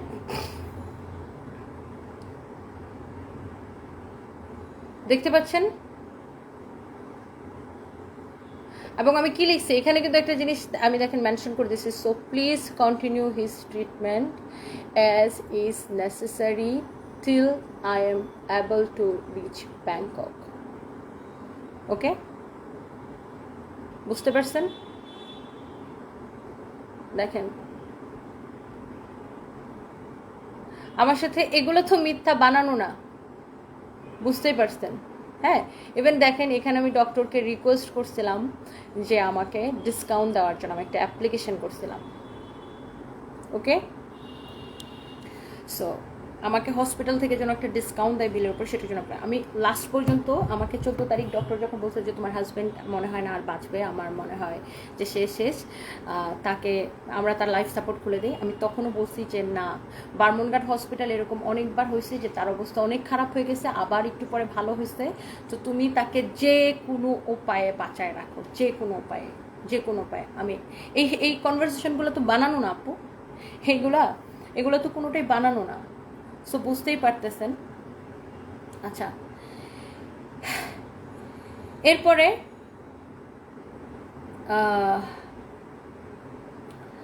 সে ওই দিন রাতেই দেখছেন যে এখানে রাত 3টার সময় বাংলাদেশ টাইম ওরা আমাকে ফোন দিয়ে বলছে যে তোমার হাজব্যান্ড আর নাই। আমি পরের দিন সকালে ভোরবেলা আমি মানে 3টার সময় বলছি, আমি সাথে সাথে সকালে আমি এয়ারপোর্ট চলে যাই। আমার কোনো টিকিট ছিল না, আমি ইনস্ট্যান্ট ইউএস বাংলা এয়ারলাইন্সকে রিকোয়েস্ট করে একটা টিকিট নিয়ে, ওদের লাস্ট একটা টিকিট নিয়ে আমি হচ্ছে একা একা যাই। এবং একদিনের মধ্যে ওর যেহেতু ব্রিটিশ নাগরিক এবং বাংলাদেশি পাসপোর্ট এবং ব্রিটিশ পাসপোর্ট দুইটাই ছিল, আমি হচ্ছে যে আপনার ওকে বাংলাদেশে নিয়ে আসি একদিনের মধ্যে। আমি এয়ারে তখন হচ্ছে আপনার ওকে প্লেনে করে নিয়ে আসি, ওটা করে একদিনের মধ্যে নিয়ে আসি। এবং সেটারও প্রমাণ আছে, আমি একটু আপনাদেরকে দেখাই। সেটারও প্রমাণ আছে।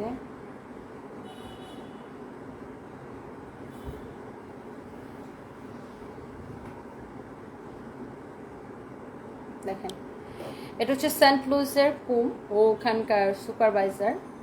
হ্যাঁ, সো পুমের সাথে আমার দেখেন কনভারসেশন। হ্যাঁ, পুমের সাথে আমার conversation. I want him alive. Look, কবে লিখছে এটা? আই ওয়ান্ট হিম অ্যালাইভ কবে লিখছি দেখেন। ওরা আমাকে কল দিতেছিল, ও আমাকে যখন, কিন্তু তখন আমার ফোনটা সাইলেন্ট ছিল, আমি বুঝতে পারি নাই। আমি সাথে সাথে যে দেখেন, এটা 14ই জানুয়ারি, আমি যখন কলটা ব্যাক করি, আমি তার সাথে আমার কথা হয়, দেখেন তার সাথে আমার কথা হয়, কলটা ব্যাক করি, দিস মেডিসিন প্লিজ, দেখেন ইনফিউশন নট, দেখেন okay thanks, I want him alive. দেখছেন 14ই জানুয়ারির কনভারসেশন। এবং 15 জনের রাতে তারা আমাকে জানায় যে এনিওয়েজ। সো আপনারা মন গড়া গল্প অনেক কিছু বলতে পারেন। তো তারপর সফলতে ড্যাডিকে নিয়ে এসে দেখেন, এর মধ্যে আমি প্রচুর ঋণগ্রস্ত, আমার অনেক কাজ করা লাগে, আমি নিজের লোনগুলো শোধ করতেছি। এখন আমার 4 কোটি টাকার মতো লোন আছে। তো যারা বলে যে সারপ্রাইজের ড্যাডি, আসসালামু আলাইকুম, কেমন আছো? তোমাকে লাইফে দেখার অনেক চেষ্টা করি, ছোটো বেবি আসতে কারণ ঠিক বলে দেখতে পারি না, ইমা মারিয়ান। আচ্ছা আপু, থ্যাংক ইউ সো মাচ। যারা বলে যে আমি লোভী, আমি টাকার জন্য বিয়ে করছি, আপনাদের আরও কিছু জানার আছে? আরও কিছু জানার আছে?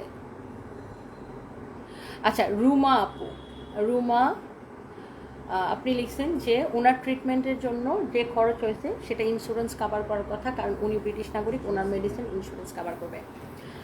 ও লন্ডনে যায় না বহু বছর, এবং ওর কোনো ইন্স্যুরেন্স লন্ডনে ছিল না। ওটাও আমি আপনাকে প্রমাণ দেখাইতেছি।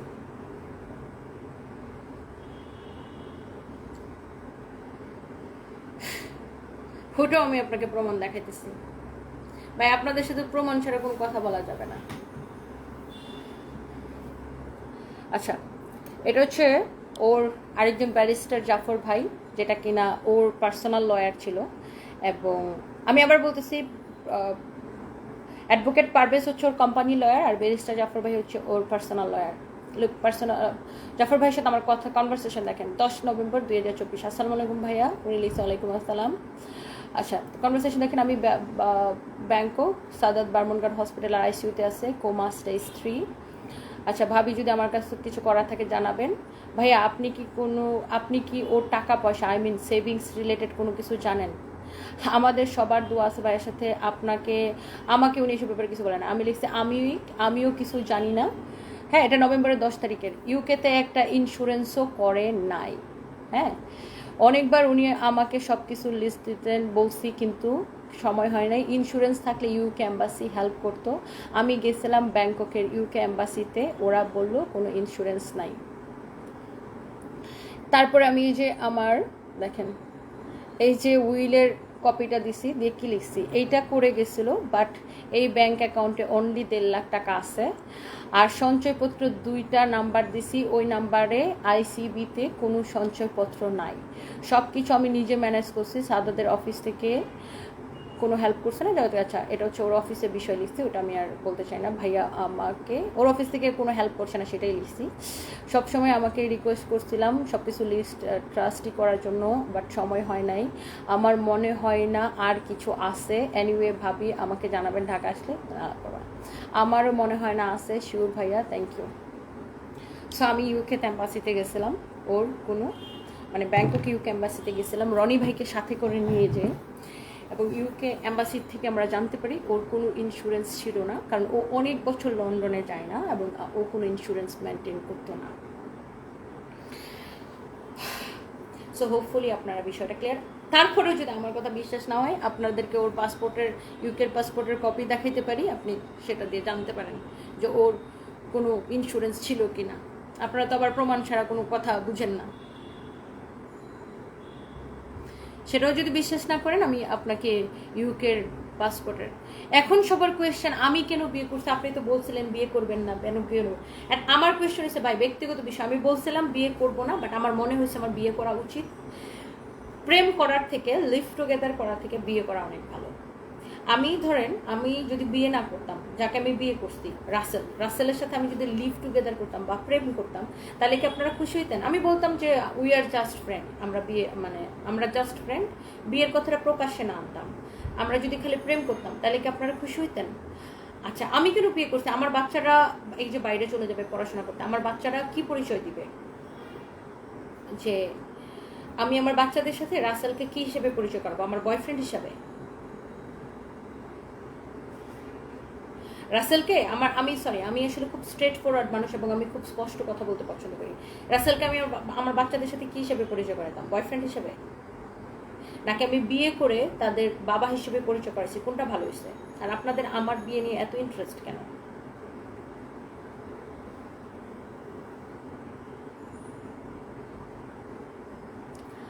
সো লাইভের প্রথম থেকে শুরু পর্যন্ত শেষ পর্যন্ত দেখতে পারলে আই থিঙ্ক আপনারা বিষয়গুলো ক্লিয়ার করতেন, এবং আমি বিষয়টা একদম আপনাদেরকে ক্রিস্টাল ক্লিয়ার করে বললাম। ওকে, যদি বিশ্বাস না হয় আপনারা যাচাই করেন, চ্যালেঞ্জ করে বললাম। ওকে, চ্যালেঞ্জ করে বললাম। আচ্ছা, এবার আসেন, অনেকেই জিজ্ঞাসা করবেন যে তাহলে আমি আমার বাচ্চাদেরকে লন্ডনে পাঠানোর পরে খরচ কিভাবে চালাবো? যেহেতু আমি ইনকাম করি, আমি বিজনেস করি, আর দ্বিতীয়ত হচ্ছে আমার ফেসবুক থেকে একটা ভালো অ্যামাউন্ট আসে প্রতি মাসে। আমি কোনো ব্লগ করি না, ভিডিও দিই না, কিছু দিই না, বাট এই যে আমি লাইভগুলো করি না, লাইভ করি, আমার ছবি পোস্ট করি, সেখান থেকে আমার একটা মান্থলি একটা ভালো অ্যামাউন্ট আসে, যেটা দিয়ে আমার বাচ্চাদের খরচ উঠে যায়। এবং আমার বাচ্চারা, এছাড়া আমার বিজনেস তো আছেই, আর আমার বাচ্চাদের এডুকেশন কিন্তু ফ্রি। ক্লিয়ার? আই হোপ যে এই পর্যন্ত আপনারা সব কিছু বুঝতে পারছেন। সো আমি জনাব সাদাত রহমান বা আমার লেট হাজব্যান্ডের থেকে একটা কানা করিও ইহ জন্মে নেই নাই, এবং আমার ছেলে সারফরাজ তার বাবার থেকে ব্রিটিশ পাসপোর্ট ছাড়া আর কোনো সম্পত্তি পায় নাই। যদি বিশ্বাস না করেন, আমার লেট হাজব্যান্ডের এনআইডি কার্ড দিতেছি, খুঁজে দেখেন, ফোন সেরামিকোর অফিস, এক্স অফিস, সেখানে যে যোগাযোগ করে দেখেন। আরও প্রমাণ দিতেছি, দাঁড়ান।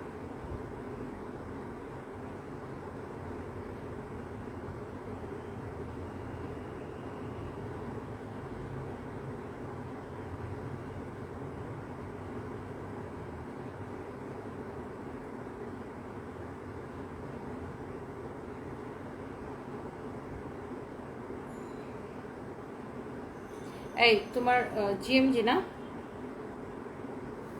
আচ্ছা,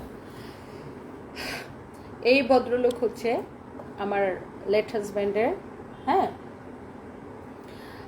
টেক্সট ফাইল করতো। তো এখান থেকে ওনার থেকে আমি টেক্সট ফাইলটা নেই। সো আমার লেট হাজব্যান্ড কত টাকার মালিক ছিল সেটা এই টেক্সট ফাইল দেখলেই বুঝতে পারবেন। হ্যাঁ, সো কত টাকা ট্যাক্স দিছে?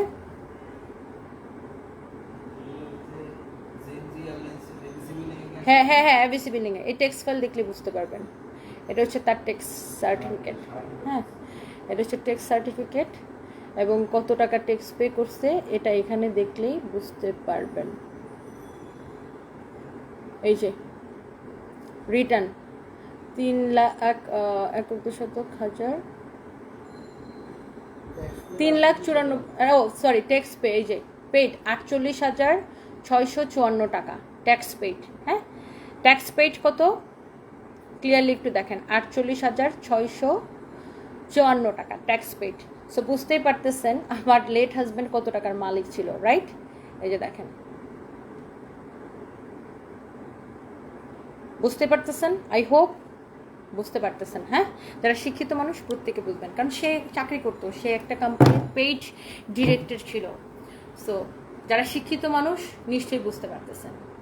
সো এগুলা নিয়ে যে পরিমাণ গসিপ আপনারা বানাইছেন, এইবার আসেন নাহিদ সুলতানা, যে ভদ্র মহিলা বলবো না অসভ্য মহিলা বলবো আসলে আমি জানি না, সে যে পোস্ট দিছে, এবং আজকে আমাকে তানবিরও পাঠালো যে আরেকটা ছেলে এরকম পোস্ট দিছে, ছেলের নাম হচ্ছে সাগর আহমেদ, সে লিখছে এই মহিলা, আমি একটু দেখাই একটু পোস্টটা, এই মহিলা ইবিএল ব্যাংকে চুদিং পং করে ছেড়ে দিয়েছে স্বামীর ব্যাংককে, হাসপাতালের বিল সব ক্রেডিট কার্ডে দিয়েছে, অবশ্যই হাজব্যান্ডের ক্রেডিট কার্ডে, হাজব্যান্ড মারা যাবার পর বিয়ে, হানিমুন, শপিং, তার কাছে পেমেন্টসের জন্য বলা হলে তিনি কিছু জানেন না জানিয়েছেন, তার মৃত হাজব্যান্ডের বিরুদ্ধে কেস করার পরামর্শ দিয়েছেন। আচ্ছা এইবার আসেন ইবিএল এর ক্রেডিট কার্ড। সারফরাজের ড্যাডি মারা যাওয়ার পরে ইবিএল এবং ব্যাংক এশিয়া এবং ঢাকা ব্যাংক তিনটা জায়গা থেকে ক্রেডিট কার্ডের বিলের জন্য আমার সাথে যোগাযোগ করে, এবং ঢাকা ব্যাংকে আমি বলি আপনাদের অ্যাকাউন্টে তো ওর অ্যাকাউন্টে 1,50,000 টাকা আছে, সেটা দিয়ে আপনারা অ্যাডজাস্ট করে দেন। সারফরাজের ড্যাডির অ্যাকাউন্টে 1,52,000 টাকা আছে, 1,52,000 টাকা আছে, সেটাতে অ্যাডজাস্ট করেন। এবার আসেন ইভিএল এবং ব্যাংক এশিয়া। ইভিএল এবং ব্যাংক এশিয়া আমার কাছে ফোন দিয়ে ক্রেডিট কার্ডের ডিউ চাই। তো আমি বলছি তার যে ইভিএল এবং ব্যাংক এশিয়ার ক্রেডিট কার্ড আছে সেটা তো আমি জানি না, এক। দ্বিতীয় হচ্ছে এই ক্রেডিট কার্ডের ব্যাংক গ্যারান্টর কিন্তু আমি না, আমাকে দেখে আপনারা ক্রেডিট কার্ড দেন নাই, দিচ্ছেন হচ্ছে তার কোম্পানি দেখে, তাই না? ফোয়াং সিরামিককে দেখে তাকে ক্রেডিট কার্ড দিচ্ছেন। সো আপনারা ফোয়াং সিরামিকের সাথে যোগাযোগ করেন, আর এই ক্রেডিট কার্ড আমি খরচ করি নাই। এবং আমি চ্যালেঞ্জ করে বললাম ইভিএল এবং ব্যাংক এশিয়া যদি প্রমাণ দেখাক, তাদের কাছে তো ব্যাংক ক্রেডিট কার্ডের স্টেটমেন্ট আছে। সারফরাজের ড্যাডি অসুস্থ হয় 4 অক্টোবরের পরে সারফরাজের ড্যাডির ক্রেডিট কার্ড থেকে কোনো পেমেন্ট কোথাও গেছে কিনা। আর এই মূর্খ ছেলেটা যে লিখলো ক্রেডিট কার্ড দিয়ে হসপিটালের বিল দিছি, একটা ক্রেডিট কার্ডের লিমিট কত থাকে? ম্যাক্সিমাম 5 লাখ দেয় বাংলাদেশে, তাই না? বেশিরভাগ ক্ষেত্রে ক্রেডিট কার্ডের লিমিট কত দেয়? 5 লাখ টাকা, তাই না? সো 5 লাখ টাকার আমি ধরে নিলাম যে সারফরাজের ড্যাডির ক্রেডিট কার্ডে 5 লাখ টাকা ছিল। 5 লাখ টাকা দিয়ে একটা মানুষ হসপিটালের সব বিল, তারপরে হ্যাঁ এটাও ক্লিয়ার করেন সব টাকা পয়সা নাকি? হ্যাঁ, ফাইমের বিষয়টা আমি অবশ্যই ক্লিয়ার করব। না, ওই যে কি সব টাকা ক্যাশে ব্যবসায়ী দিছে, এই যে সবাই মনে করতেছে ব্যবসায়ী টাকা দিছে। সব সারফরাজের ড্যাডি সব টাকা আমার ব্যবসায় দিচ্ছে। আমার ব্যবসায়িক আমার সাপ্লায়াররা আমার কাছে এখনো 12 কোটি টাকা পায়। To understand here? না বুঝে আপনারা মানে একটা না হলে আরেকটা, ও আচ্ছা ব্যাংকে টাকা ছিল না, সম্পত্তি ছিল না, তাহলে তোমরা সব টাকা ক্যাশে দিয়ে দিছে, মানে একটা না হলে আপনারা আরেকটা খুঁজে বের করে নিয়ে আসেন না। যে মানুষ ক্যাশ টাকা কি বাসার মধ্যে লুকায় রাখতো? যে মানুষ ট্যাক্স পে করে 48,000 টাকা, তার কাছে কত টাকা ছিল যে সে সব ক্যাশ টাকা আমাকে দিয়ে দিছে? মানে কি সমস্যা আপনাদের? আচ্ছা এই ছেলেটা লিখছে কি জন্য ক্রেডিট কার্ডে হসপিটালের বিল দিছি, বিয়ের কেনাকাটা করছি, সব কিছু ক্রেডিট কার্ড দিয়ে করছি। একটা ক্রেডিট কার্ডের লিমিট কত টাকা থাকে? আমি আবার বলতেছি, আপনি এসব প্রমাণ দিবেন কোর্টে, ফেসবুকে না, শাকচুনি। আচ্ছা শুনেন, আমাকে কোর্টে কেউ ডাকুক না। এবং আকাশ নিবিড়, মৌ সুলতানা, ফাহিম, প্রত্যেকের বিষয়ে আমি কথা বলবো, আমি স্টেপ বাই স্টেপ আসতেছি। সো ক্রেডিট কার্ডের ইবিএল এই তথ্যটা কোত্থেকে বের হয়েছে আমি জানি না, যে ইবিএল এর ক্রেডিট কার্ডের যে ডিউ আছে, যেটা আমার লেট হাজব্যান্ড রেখে গেছে ক্রেডিট কার্ডের ডিউ বিল, তো সেটা দেওয়ার রেসপন্সিবিলিটি তো আমার না, সেটার রেসপন্সিবিলিটি আমি তো ওটার গ্যারান্টর না। এবং ক্রেডিট কার্ডের একটা ব্যাংক স্টেটমেন্ট থাকে, ইবিএল এবং ব্যাংক এশিয়া যদি দেখাতে পারে যে 4 অক্টোবরের পরে তাদের ক্রেডিট কার্ড থেকে কোনো পেমেন্ট গেছে, বা তাদের ক্রেডিট কার্ড কোথাও ইউজ করা হয়েছে, তাদের ক্রেডিট কার্ড থেকে কোথাও বিল দেওয়া হয়েছে, তাহলে আমি মুখ দেখাবো না। আপনারা যেটা করতে বলেন আমি সেটা করবো। আমি তার ক্রেডিট কার্ড কখনো ধরেও দেখিনি, আমি জানিও না এগুলো কোথায় আছে। হয়তো আমাদের বাসায় খুঁজলে পাওয়া যাবে, বাট ক্রেডিট কার্ড আমি কখনো ইউজ করি না। আর ক্রেডিট কার্ডের লিমিট কত থাকে? ম্যাক্সিমাম 5 লাখ। তার হসপিটালের বিল পার ডে দেওয়া লাগতো 12 লাখ করে পার ডে।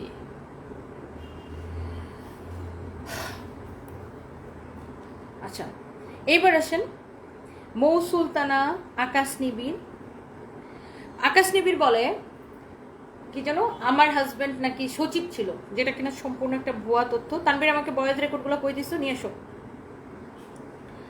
এবং মৌ সুলতানা বলে আমার নামে আমি নাকি ইয়াবা কারবারি, অনেক কিছু বলে। আমার এই জীবনে আমার এই জীবনে কোনোদিন আমি ইয়াবা চোখেও দেখি নাই, আমি কোনোদিন কোনো নেশা করি নাই, ধরেও দেখি নাই। এটা যদি কেউ প্রমাণ করতে পারে, আমি আমার চেহারা দেখাবো না কোনোদিন। আমি সবসময় একটা কর্মজীবী মানুষ, সবসময় কাজ করতে, কর্মসংস্থান তৈরি করতে, নিজের কাজ নিয়ে ব্যস্ত থাকি। আচ্ছা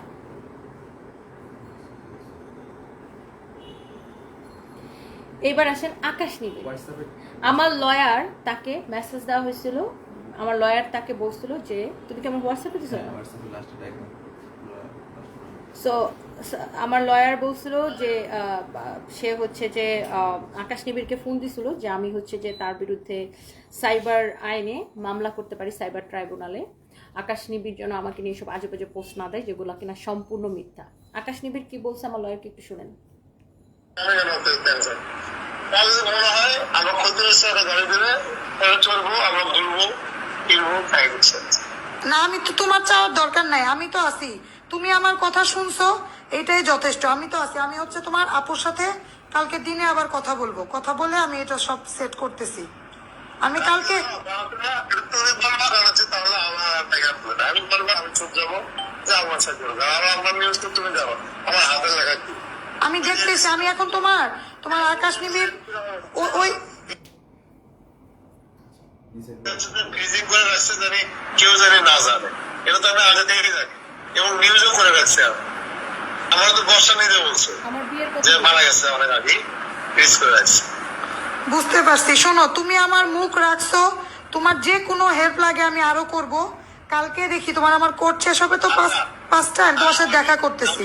আমি তোমার কথা না, আমি যদি ক্যারিয়ার দিবি একটা অ্যাডভোকেট আমার লাগবে, আর অ্যাডভোকেটের সাথে যে গুড রিলেশন রাখতে হয়, এটা স্বাভাবিক। তোমাকে আমি হিট করে দিলাম কি জানো, যে তোমার কথা শুনে আমি চুপচাপ থাকবো আর বাইরে হতে। আর আমি তো করতে জীবনের টাকা চাবো না, এটা তো ভালো না যে আমাকে সাদাবাজি করতেছে।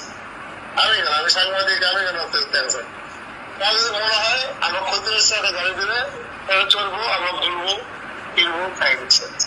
না, আমি তো তোমার চাওয়ার দরকার নাই, আমি তো আছি। আচ্ছা ম্যাম, লাস্টের যে টাকার বিষয়টা হ্যাঁ। আর কি মানে বলছে যে ফ্রিজিং করে রাখছে, জানি কেউ জানি না জানে। এটা তো আমি আগে থেকে জানি এবং নিউজও করে রাখছি। আসলে ফোনে আমি নিউজ করবো না, সব স্টপ। আমি শোনো, তুমি আমার উপর ছেড়ে দিছো বন্ধু হিসেবে। আমি কালকে হচ্ছে তোমার আপুর সাথে দিনে কথা বলে আমি টাকা পয়সা আমি সব ডিল করতেছি। আর আমি কালকে দেখি সন্ধ্যায় তোমার সাথে দেখা করবো নি, কোর্ট শেষে আমি দেখা করবো নি। আমি তো বললাম এমন হচ্ছে টাকা পয়সা আমি কোনো যাবো না, তোমার ইচ্ছা তুমি। শুনেন, এই আকাশ নিবিড়, আমি জানি না আপনারা কতটুকু বুঝতে পারছেন, এখানে পুরো 4 মিনিট 39 সেকেন্ডের একটা কল রেকর্ড আছে। আকাশ নিবিড় 12 লাখ টাকা চাই, তাহলে সে নাকি আমাকে নিয়ে আর নিউজ করবে না। আকাশ নিবিড় গাড়ি চাই, গাড়ি, একটা গাড়ি 12 লাখ টাকা কিনে দেওয়ার জন্য, নয়তো সে নিউজ করবে না। আর যদি তাকে 12 লাখ টাকা দেওয়া না হয় তাহলে সে দুদকে আমার নামে মামলা করবে, দুদকে আমার নামে কমপ্লেন করবে। তো আমি মনে মনে হাসি, ভাই আমার কোনো ঘাপলা থাকলে না আমি ভয় পাইতাম। দুদক তো উল্টা আমার বিরুদ্ধে যদি দুদক তদন্ত করে, দুদক উল্টা হাসবে, লজ্জা পাবে। কারণ আমার কিচ্ছু নাই, আমার না আছে বাড়ি আমার নামে, না কিচ্ছু আছে, কারণ আমি কিছু করতে পারি নাই। আমি বিজনেস করে যেটা ইনকাম করছিলাম সেটা আমি আমার হাজবেন্ডের পিছনে খরচ করে দিয়েছি তার চিকিৎসা করতে যায়। উল্টা আমি ঋণগ্রস্ত, আমার ব্যাংক লোন আছে, আমার ব্যক্তিগত লোন আছে, ব্যাংক লোন আছে, এগুলো বলি নাই দেখে কোনোদিন। ব্র্যাক ব্যাংকে আমার লোন আছে, আমার ব্যক্তিগত লোন আছে, সেগুলো আবার আমার চুক্তিপত্র আছে, চুক্তি করে আমি লোন নিয়েছি শোধ দিয়ে মাসে। তো আকাশ নিবিড় 12 লাখ টাকা চাইছে, সেটার কল রেকর্ড আছে। আমি চাইলে আকাশ নিবিড়ের আমি মামলা করব। আর মৌ সুলতানা নামে তো বললাম আমি কমপ্লেন করে আসছি, সে দেশে আসে না। তো এরকম আজগবি তথ্য অনেকেই বলেন। এখন আজকে যেটা আমাকে খুব হিট করছে সেটা হচ্ছে ইভিএল এর ক্রেডিট কার্ড থেকে নাকি আমি সব টাকা খরচ করে, আমার লেট হাজব্যান্ডের সব টাকা খরচ করে আমি নাকি বিয়ের শপিং করছি, আমি নাকি হসপিটালে বিল দিছি। একটা ক্রেডিট কার্ডের লিমিট কত থাকে? 1 2 নাম্বার, ইভিএল যদি প্রমাণ দিতে পারে যে 4 অক্টোবরের পর আমি কখনো, 4 অক্টোবর সারফ্রাজের ড্যাডি অসুস্থ হয় 2024 4 অক্টোবরের পরে তাদের কোনো ক্রেডিট কার্ড কোথাও ইউজ হয়েছে সেটা কিনা আমাকে যদি বলতে পারে তাহলে আমি আর মুখ দেখাবো না। আমার যদি ঘাপলা থাকতো তাহলে নিশ্চয়ই আমি এখন হাজার হাজার মানুষের সামনে কথা বলার এবং চ্যালেঞ্জ করার সাহস পাইতাম না। আপনারা আমার সার্চ করে দেখেন আমার কি আছে, কোথাও আমার কিচ্ছু নাই। আমি একটা ঋণগ্রস্ত মানুষ, উল্টা আমার কারি ঋণ আছে, এখন আমার ঋণের টাকা শোধ করা লাগতেছে, আমার লোন আছে কোটি কোটি টাকা। এখন আকাশ নিবিড়ের মতো একটা সাংবাদিক, সে 12 লাখ টাকা ঘুষ চাই, চিন্তা করেন, সে নাকি আমার নিয়ে পোস্ট দিবে না। সে আমাকে আমাকে নিয়ে সে পোস্ট দিলেই আমার কি, না দিলেই আমার কি? আপনি বলেন আমাকে। আর ওদের মতো লোকের কথা শুনে দোদক একজনের নামে তদন্ত করবে বা তদন্ত করে দেখতে পারে, আমার তো তাতে কোনো অসুবিধা নেই, আমার নামে যে কোনো ইন্টেলিজেন্স এজেন্সি তদন্ত করে দেখতে পারে। আমি যদি রং হই আমার শাস্তি হবে। আর মৌ সুলতানা তো পুরোটাই আমাকে নিয়ে সে ভিডিও বানায়। দেখেন এবার মৌ সুলতানার একটা গল্প বলি। মৌ সুলতানা অনেক বাজে বাজে কথা বলছে। সে একটা ভিডিওতে বলছে যে আমাদের এক্স প্রেসিডেন্ট আব্দুল হামিদ সাহেব, যার বাড়ি আমাদের ওইদিকে, মানে আমাদের কিশোরগঞ্জের মিটামনে, ওনার মেজু ছেলে তুহিন ভাইয়ের সাথে নাকি আমার সম্পর্ক ছিল, যেটা সম্পূর্ণ মিথ্যা এবং বানোয়াট। তুহিন ভাইকে আমি চিনি, ওনার সাথে আমার লাস্ট কথা হচ্ছিল মনে হয় 2021-এর দিকে। একটা হেল্প লাগছিল ওনার থেকে, তখন ওনাকে আমি অনেক রেসপেক্ট করি, ওনার সাথে তারপর আমার আর কোনোদিন কথা হয় নাই। এলাকার মানুষ হিসেবে চিনি, উনিও আমাকে চিনে। আর মৌ সুলতানের সাথে আমার দেখা হয়েছিল একবার ডিবি অফিসে। মৌ সুলতানাকে ডেকে নিয়ে গেছিল চিত্রনায়িকা বুবলি আপা, মৌ সুলতানা নামে ডিবিতে কমপ্লেন করছিল, কারণ সে বুবলি আপার নামে তখন আবল তাবল ভিডিও বানাইতো, সে বাজে বাজে কথা দিয়ে। তখন ডিবি অফিসে মৌ সুলতানাকে ডেকে নিয়ে গেছিল। ওই দিন আমিও গেছিলাম ডিবি অফিসে সাইবার ক্রাইমে আমার অন্য একটা পেজের একটা কাজের জন্য। তখন মৌ সুলতানা দেখে আমি হ্যান্ডশেক করে বলছিলাম যে আপনি ভাবতে পারেন, ও সে আমাকে নিয়েও তখন ভিডিও বানাইতো, যে আপনি ভাবতে পারেন আমার কমপ্লেনের কারণে হয়তো আপনাকে ধরে আনছে, আমি কিন্তু আপনার নামে কোনো কমপ্লেন করিনি, আপনি আমাকে নিয়ে আর ভিডিও বানায়েন না, থ্যাংক ইউ আপা, আমি আসলে আমার অন্য একটা কাজে আসছি এখানে। সো অতটুকুই মৌ সুলতানের সাথে দেখা। আমি যদি মিথ্যা বলে থাকি, আমি কিন্তু মহিলার সাথে হ্যান্ডশেক করছি, ওই একবারই দেখছি মহিলাকে। তো এরপরে সে একটা ক্ষমা চায় একটা ভিডিও ছাড়ছিল ফেসবুকে, যে আমি আমার কৃতকর্মের জন্য ক্ষমা প্রার্থী, ওটা ডিবি থেকে তাকে করাইছিল, সে বুবলি আপাকে নিয়ে আবল তাবল ভিডিও বানাইতো দেখে। তো আমি জানি না, কিন্তু মহিলা আমাকে আবার, সে তখন অপুদির পক্ষে ছিল, তো অপুদি তাকে ছাড়াই নিয়ে আসছিল। তো অপুদির সাথে আবার তার কি কি গ্যাঞ্জাম হয়েছে, মানে সে অপুদির আবার কি যেন হয়েছে, তার মন মতো মনের কিছু হয় না, সে বিশ্বাসটা নিয়ে সারাদিন বাজে বাজে ভিডিও বানায়। পরবর্তীতে সে আমাকে নিয়ে বাজে বাজে ভিডিও বানায়, মানে সে তার মন গড়া গল্প দিয়ে, তার মন গড়া, সে বলে আমি নাকি 3,000 কোটি টাকা পাচার করে দিয়েছি, কি করছে না করছে, মানে আবল তাবল, ওর মন গড়া, ওর মনটা যেটা চাই ওইটাই বানায় বানায় বলে। বাট যেটার কোনো চুল পরিমাণ কোনো তথ্য বা প্রমাণ কেউ দিতে পারবে না। তো মৌ সুলতানা জাস্ট এইসব আবল তাবল ভিডিও বানায়, আমাকে দিয়ে ভিউ কামায়, ভিউ বাণিজ্য করে, দ্যাটস ইট, আর কোনো কারণ নেই। সমস্যা একটাই, আপনি মেয়ে মানুষ হয়ে কেন সাকসেস হবেন? কাউকে পরোয়া না করে সব বাধা অতিক্রম করে জীবন চালিয়ে যাবেন। আপনার জীবনটাকে রংচং মাথায় উপস্থাপন না করলে ফকিনীরা বিয়ে ব্যবসা কম নামে। এক্স্যাক্টলি। মৌ সুলতানা দেশে আসে না, আমার মনে হয় তার নামে হয়তো আরও মামলা আছে, এই জন্য হয়তো দেশে আসে না। এবং এই যে সাংবাদিক আকাশ নিবিড়, সে যে টাকা চাইছে আমার লয়ারের কাছে, সে আমার লয়ারকে দিয়ে আমি এগুলা কল রেকর্ড করেছি, জান্নাতুল ফেরদৌস আপু, উনি ওকে ফোন দিয়েছিল যে আকাশ নিবিড় ভাই তুমি তনি আপুকে নিয়ে পোস্ট দিও না, সে তো ইয়ে করবে, হ্যান্ড করবে, তোমার নামে হচ্ছে যে সে মামলা করতে চায়। সে বলছে যে না আমি পোস্ট দিবই, আমার এসে 12 লাখ টাকা দেখ অথবা একটা গাড়ি কিনা দেখ। দেখেন কল রেকর্ড আছে। আচ্ছা এবার আসেন ফাহিমকে কেন বের করে দিছি।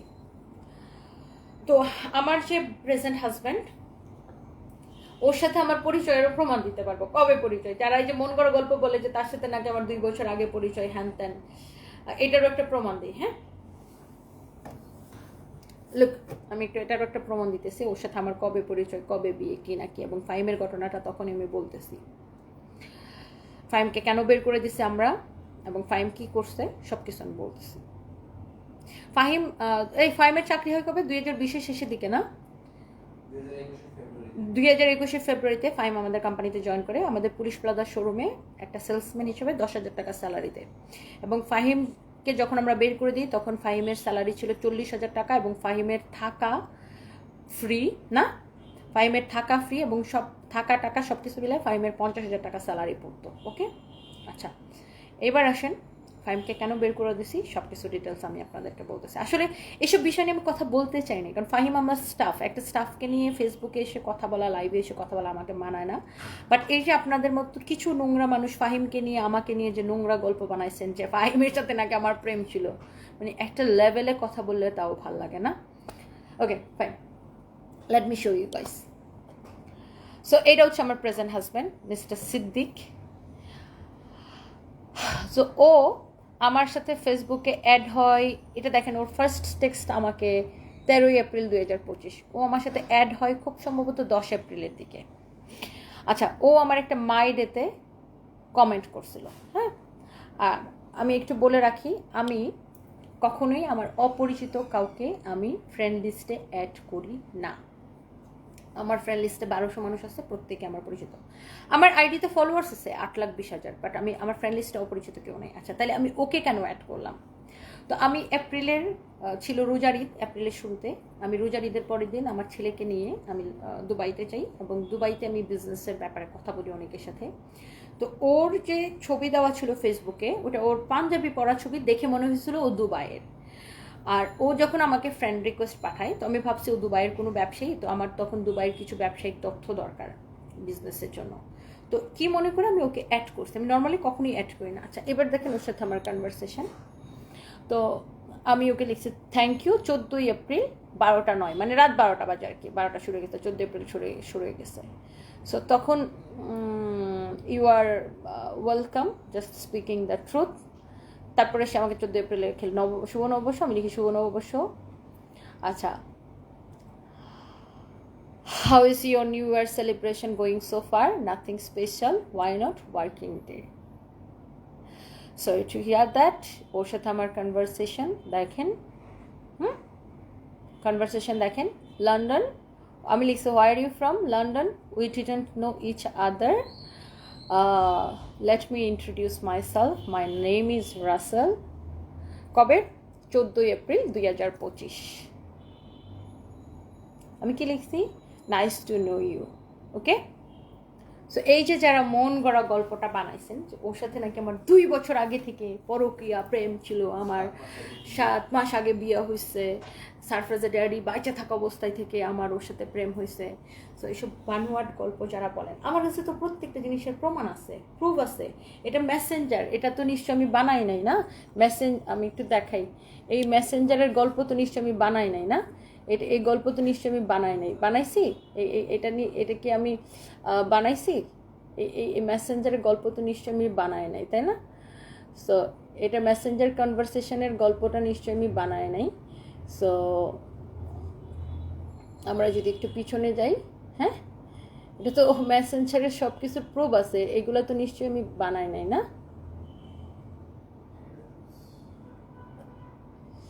আচ্ছা, একটু পিছনে যাই।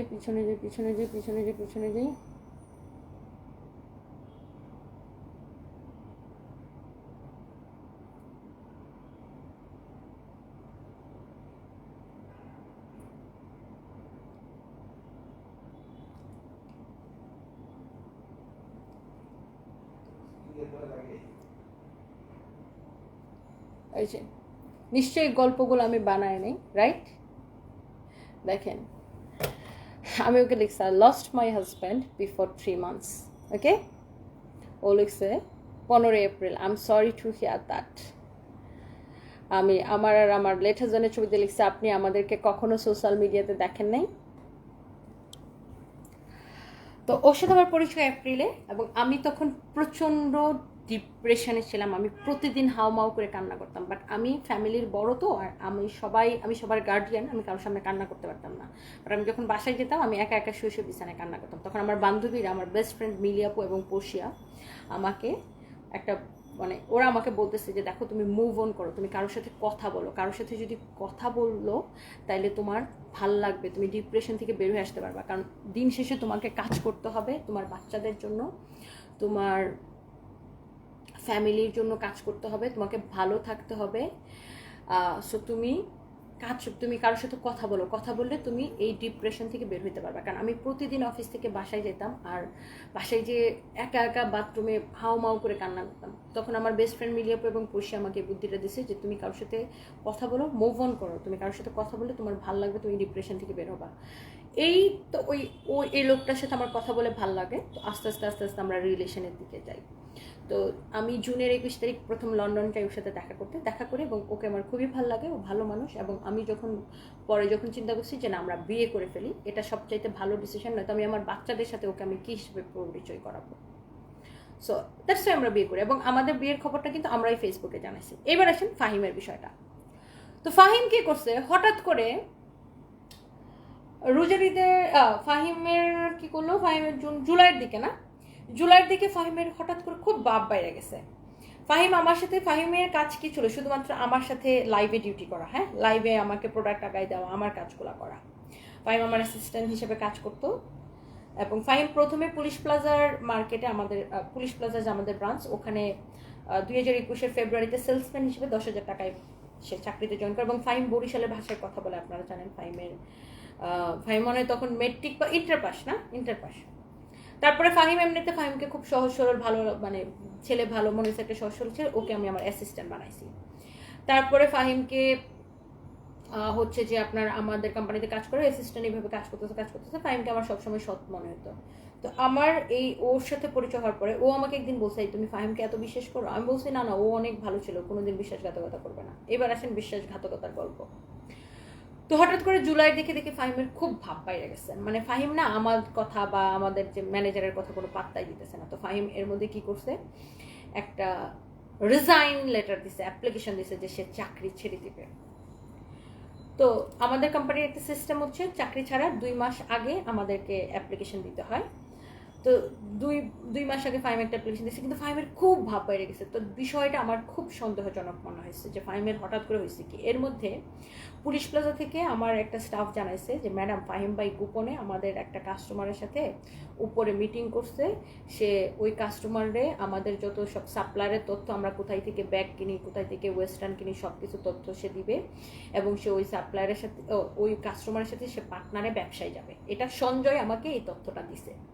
তো দেওয়ার পরে আমরা এখন চিন্তা করি ফাহিমকে কীভাবে ধরা যায়। তখন আমার আইটি টিমকে বলি, আইটি টিমের কাছে ফাহিমের মেইল অ্যাড্রেস ছিল, কারণ ফাহিমের মাঝে মাঝে আইডিতে সমস্যা হলে আমার আইটি টিম দিয়ে ঠিক করাইতো। তো ওরা কি করছে, ফাহিমের মেইল ঘেটে, গুগল ফটোজ ঘেটে ওইটা, তখন ওরা আমার প্রেজেন্ট হাজব্যান্ডের একটা ছবি পায়। সেই ছবিটা কোনটা সেটাও আমি আপনাদেরকে দেখাইতেছি। ফাহিমের মানে মেইলের মধ্যে গুগল ফটোসে সেভ করা আমার স্টাফরা একটা ছবি পায়। সেটা হচ্ছে এই ছবিটা, আমার ফোনে এই ছবিটা দেওয়া। মানে ফাহিম অন্য একটা ফোন দিয়ে আমার ফোন থেকে এই ছবিটা তুলছে।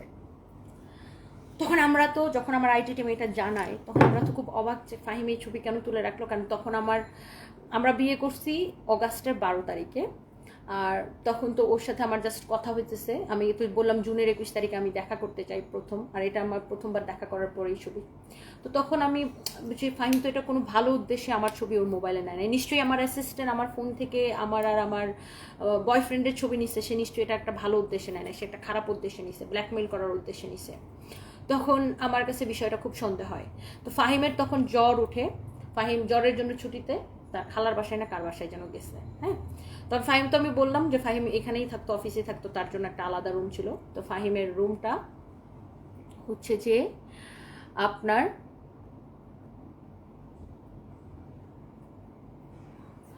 ফাহিমের রুমটা আমরা হচ্ছে যে আপনার সার্চ করে সেখানে একটা প্যান ড্রাইভ পাই। প্যান ড্রাইভটা পাওয়ার পরে আমার ম্যানেজার ওই প্যান ড্রাইভটা যখন ল্যাপটপে নেয়, নিয়ে দেখে ওই প্যান ড্রাইভের মধ্যে ফাহিমের দুনিয়া নুড ভিডিও। সেটা কার সাথে জানেন? ছেলেদের সাথে। ফাহিম হচ্ছে একটা গে, ফাহিম হচ্ছে ছেলেদের সাথে সব সেক্সুয়াল ভিডিও বানায়। তার থেকেও খারাপ যে জিনিসটা সেটা হচ্ছে, হ্যাঁ,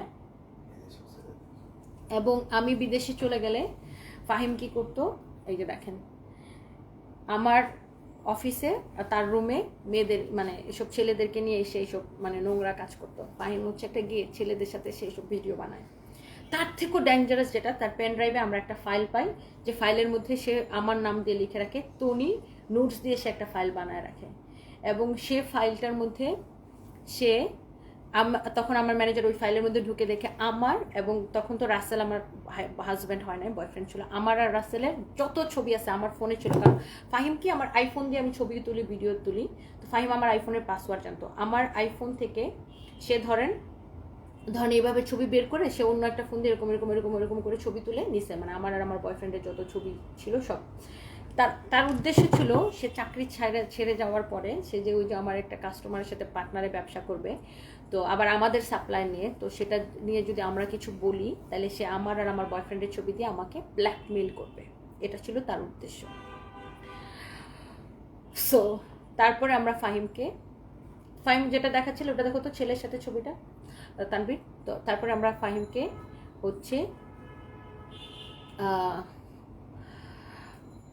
ডাকায় আনি অফিসে, ফাহিম জানে না এত কিছু যে আমরা জেনে গেছি। ডাকায় নিয়েছি, এনে তাকে জিজ্ঞাসাবাদ করা হয়, অনেক কিছু করা হয়। তারপরে যে স্বীকার করে যে সে আমাকে ব্ল্যাকমেল করার উদ্দেশ্যে আমার ছবিগুলো নিছিল। তারপরে তার থেকে আমরা লিখিত মানে সে অনেক হাতে পায়ে ধরে আমার, তাকে আমরা পুলিশে দিতে চাই, পুলিশ কলও দিছিলাম, কিন্তু তারপরে তাকে পুলিশে দেয় নাই, যেহেতু সে অনেক হাতে পায়ে ধরতেছে, এতদিন চাকরি করছে, কান্নাকাটি করছে। সে বলছে যে সে আর জীবনে এই কাজ করবে না এবং সেই সমকামিতা সাইরা দিবে, এই পাপ কাজ থেকে সে দূরে যাবে। তাকে আমরা বুঝাইছি যে আল্লাহর পথে ফিরে আসো। তারপরে সে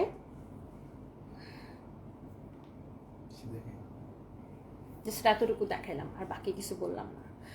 তারপরে সে বলছে সে আর অনলাইনে সব কিছু করবে না, সে অনলাইন থেকে দূরে থাকবে, সে গ্রামে যায় ভালো কাজ করবে অথবা শহরে সে অন্য কোনো ভালো কাজ করবে।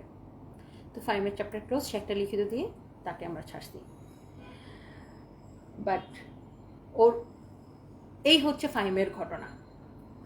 তো ফাহিমকে নিয়ে আমি কোনো কথা বলতে চাই নাই, বাট যারা ফাহিমকে জড়ায়, আমার একটা স্টাফকে জড়ায় আমাকে নিয়ে যারা গল্প বানাইছেন, তাদেরকে আমি আসলে কি বলবো।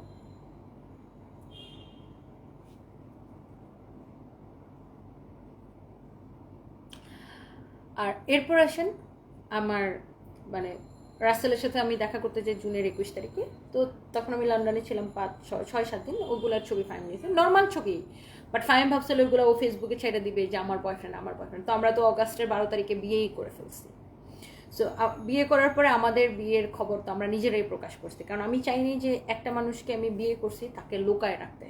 কারণ সম্পর্কে ভালোবাসা, একজন মানুষকে ভালোবাসা যতটা গুরুত্বপূর্ণ, সেই সম্পর্কটাকে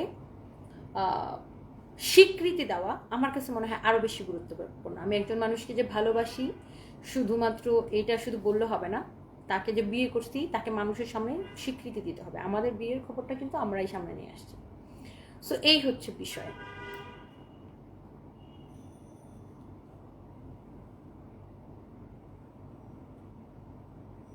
মনে হচ্ছে সিনেমা দেখতেছে, এটা যে রিয়েল ভাবাই যাচ্ছে না। ইয়েস, এটাই রিয়েল লাইফ।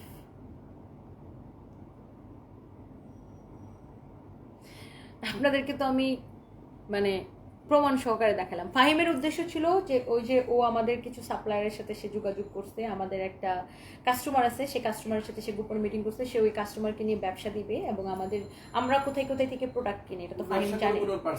হ্যাঁ, সে এখন আমার কথা হচ্ছে ও ব্যবসা করুক, চাকরি ছেড়ে দিয়ে সে ব্যবসা করুক, তাতে আমাদের কিছু যায় আসে না। কিন্তু এই যে আমার মোবাইল থেকে আমার ব্যক্তিগত ছবি চুরি করা, যেটা কিনা খুবই খারাপ কাজ, এবং আমি আপনাদেরকে এটার প্রমাণ সহকারে দেখালাম। এখন আবার বললেন না যে ফাহিম যে ছেলেদের সাথে সেক্স করছে সেটার ভিডিওটা দেখাও, জাস্ট একটা ঝলক দেখাই, জাস্ট একটা ঝলক দেখাই, ওকে, জাস্ট একটা ঝলক দেখাই, আর কিছু দেখালাম না।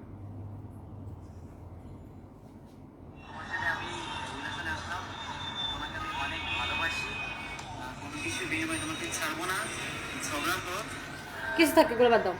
ফাহিম এত বিশ্বস্ত ছিল, আপনার আসলে দুনিয়াতে কাউকে বিশ্বাস করা যায় না। এক্স্যাক্টলি, কাউকে বিশ্বাস করা যায় না আপু। সো যখনই সবাই আমাকে জিজ্ঞেস করতো ফাহিম কই, আমি এই কথাটার কোনো উত্তর দিতাম না, ইগনোর করে যেতাম। আর ইভেন তো আমি এই কমেন্টটা কখনো পড়তাম না, আজ পর্যন্ত আমি এই কমেন্টটা কখনো পড়ি নাই যে ফাহিম কই।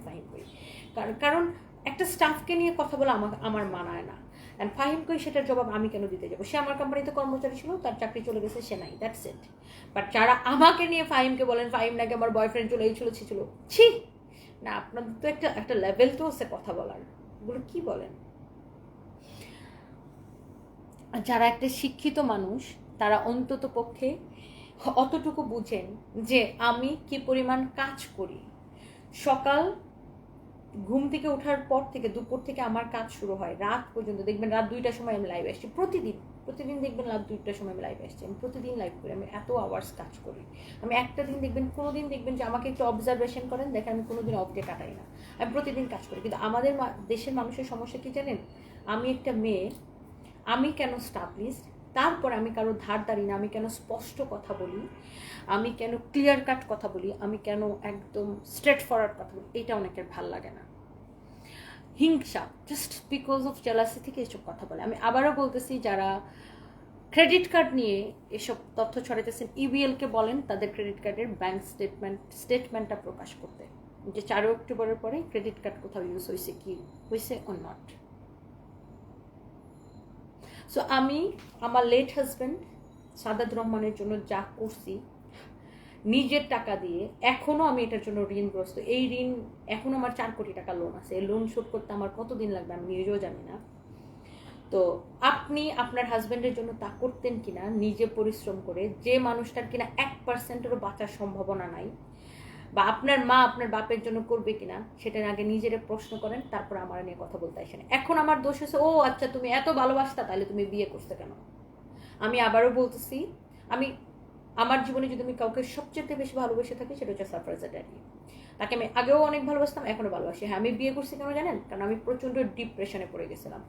আমার কথা বলার মানুষ দরকার, মানুষ একা থাকতে পারে না। আমি সারাদিন কাজ করি যখন বাসায় যাই রাতে 2টা 3টা, তখন আমার বাসায় সবাই ঘুমায় থাকে। আমার কোনো কথা বলার মানুষ নেই, আমার কারোর সাথে কথা বলতে হয়, এবং আমার মেন্টাল সাপোর্ট দরকার। এবং আমার বাচ্চাদের জন্য আমি নিশ্চয়ই একটা মানুষকে, আমি অ্যাজ এ মাদার, আমি আমার বাচ্চাদেরকে আমার বয়ফ্রেন্ড হিসেবে পরিচয় করাটা এটা শুভনীয় দেখাবে না। বাচ্চাদের বাবা হিসেবে পরিচয় করার মানে দেখানোটা সেটাই শুভনীয়। এবং আমার কাছে মনে হয় যে আমি একটা ভালো কাজ করছি বিয়ে করে। এখন এইটার কৈফিয়ত দেওয়া মানুষকে আমি কৈফিয়ত দিতে বাধ্য না। হ্যাঁ, এটা আমি মানুষকে কৈফিয়ত দিতে বাধ্য না আমি কেন বিয়ে করছি। সেটা আপনি যা মনটা মনে করেন, আমার কিছু যায় আসে না। এবং আমার কাছে মনে হচ্ছে যে আজকে এই বিষয়গুলো ক্লিয়ার করার দরকার ছিল, সেটা আমি ক্লিয়ার করে দিচ্ছি। এখন আপনি বিশ্বাস করেন আর না করেন সেটা একান্তই আপনার ব্যক্তিগত ব্যাপার। এবং আপনি যদি যাচাই বাছাই করতে চান, আপনি সেটা যাচাই বাছাই করতে পারেন। আপনি ফরেন সিরামিকে চান, লয়ারের সাথে কথা বলেন, ব্যাংকে খবর নেন, আপনি সব কিছু করতে পারেন। সব কিছু ওপেন করে দিলাম, ওকে? এবং আমি, এটা আমার বিজনেস পেজ সানবিজ বাই তনি। আমি এখানে আমার আজকের পর থেকে আমার ব্যবসা সংক্রান্ত কোনো বিষয় ছাড়া অন্য কোনো বিষয়ে আমি কথা বলতেও চাই না। আপনারাও প্লিজ আমাকে প্রশ্ন করবেন না। এটা আমার ব্যবসায়িক পেজ। আমি আবারও বলছি, আমি কোনো ব্লগার না, আমি কোনো ইনফ্লুয়েন্সার না, আমি কোনো কন্টেন্ট ক্রিয়েটার না। আমি ব্যক্তিগত জীবনের গল্প করার জন্য আমার পেজে লাইভে আসি না। আমি আমার কাপড় বিক্রি করার জন্য আসি। আমি আমার প্রোডাক্ট, আমার কোম্পানির যে প্রোডাক্টগুলো সেগুলো সেল করার জন্য আসি। সো হ্যাঁ, এখন অনেকে আমাকে বলবেন যে আগে তো আপনি মানুষটা অনেক গালিগালাজ করতেন। আমি কিন্তু কাউকে এমনি এমনি গালিগালাজ করি না। আগে আমাকে যখন মানুষ বুড়া বেটার বউ, লুবি মহিলা, আরও বাজে বাজে নোংরা নোংরা আমার পোশাক আশাক নিয়ে অনেক কিছু মানুষ বলতো, আমার খুব গায়ে লাগতো। কারণ আমি আমার লেট হাজব্যান্ডের থেকে একটা পয়সা নিয়ে নেই। সো এই জন্য আমি প্রচণ্ড রেগে যেতাম। আর যারা আমাকে খারাপ কমেন্ট করতো আমি তাদেরকে খারাপভাবে রিপ্লাই দিতাম। এখন আর দিই না, কারণ এখন আমার কাছে মনে হচ্ছে আমি এই স্টেজগুলো পার হয়ে এখন অনেক দূরে চলে আসছি। এখন আমার শুধুমাত্র প্রোডাক্ট, এখন আমার লাইভ দেখবেন আমি শুধুমাত্র প্রোডাক্ট রিলেটেড কোনো কথা ছাড়া আমি অন্য কোনো কথা বলিও না এবং বলার প্রয়োজন বোধ করি না। এবং আজকের পরে ফার্দার এসব বিষয় নিয়ে আমি কোনো কথাও বলতে চাই না। আমাকে বাঁচতে দেন, আমাকে শান্তি দেন, আমাকে আমার মতো করে বাঁচতে দেন। এবার আসেন, আমাদের নামে প্রচুর ফেক পেজ আছে। সানবিজ, সারফরাজ, সানবিজ বাই তনি, তনি ব্লগ, তনি হ্যান, তনি ত্যান, অনেকগুলো ফেক পেজ আছে, ওকে? সো আমি একটু আপনাদেরকে দেখাই দিই যে আমাদের কয়টা পেজ অ্যাকচুয়ালি আমাদের যে কয়টা পেজ, প্রত্যেকটা পেজ হচ্ছে ব্লু ভেরিফাইড। আই রিপিট, আমাদের যে কয়টা পেজ, প্রত্যেকটা পেজ হচ্ছে ব্লু ভেরিফাইড। সো আমাকে একটু দেখাইতে দেন আপনাদেরকে। সো এটা হচ্ছে সানবিজ বাই তনি, আমাদের যে পেজ থেকে লাইভ করতেছি, ব্লু ভেরিফাইড। সো এটা হচ্ছে forever Toni, blue verified page. এটা হচ্ছে তনি, এটা আমার একটা পার্সোনাল পেজ, এটা ব্লু ভেরিফাইড। অ্যান্ড আমাদের সানবিজ, এটা হচ্ছে, আমি একটু সুইচ করে দেখাই আপনাকে,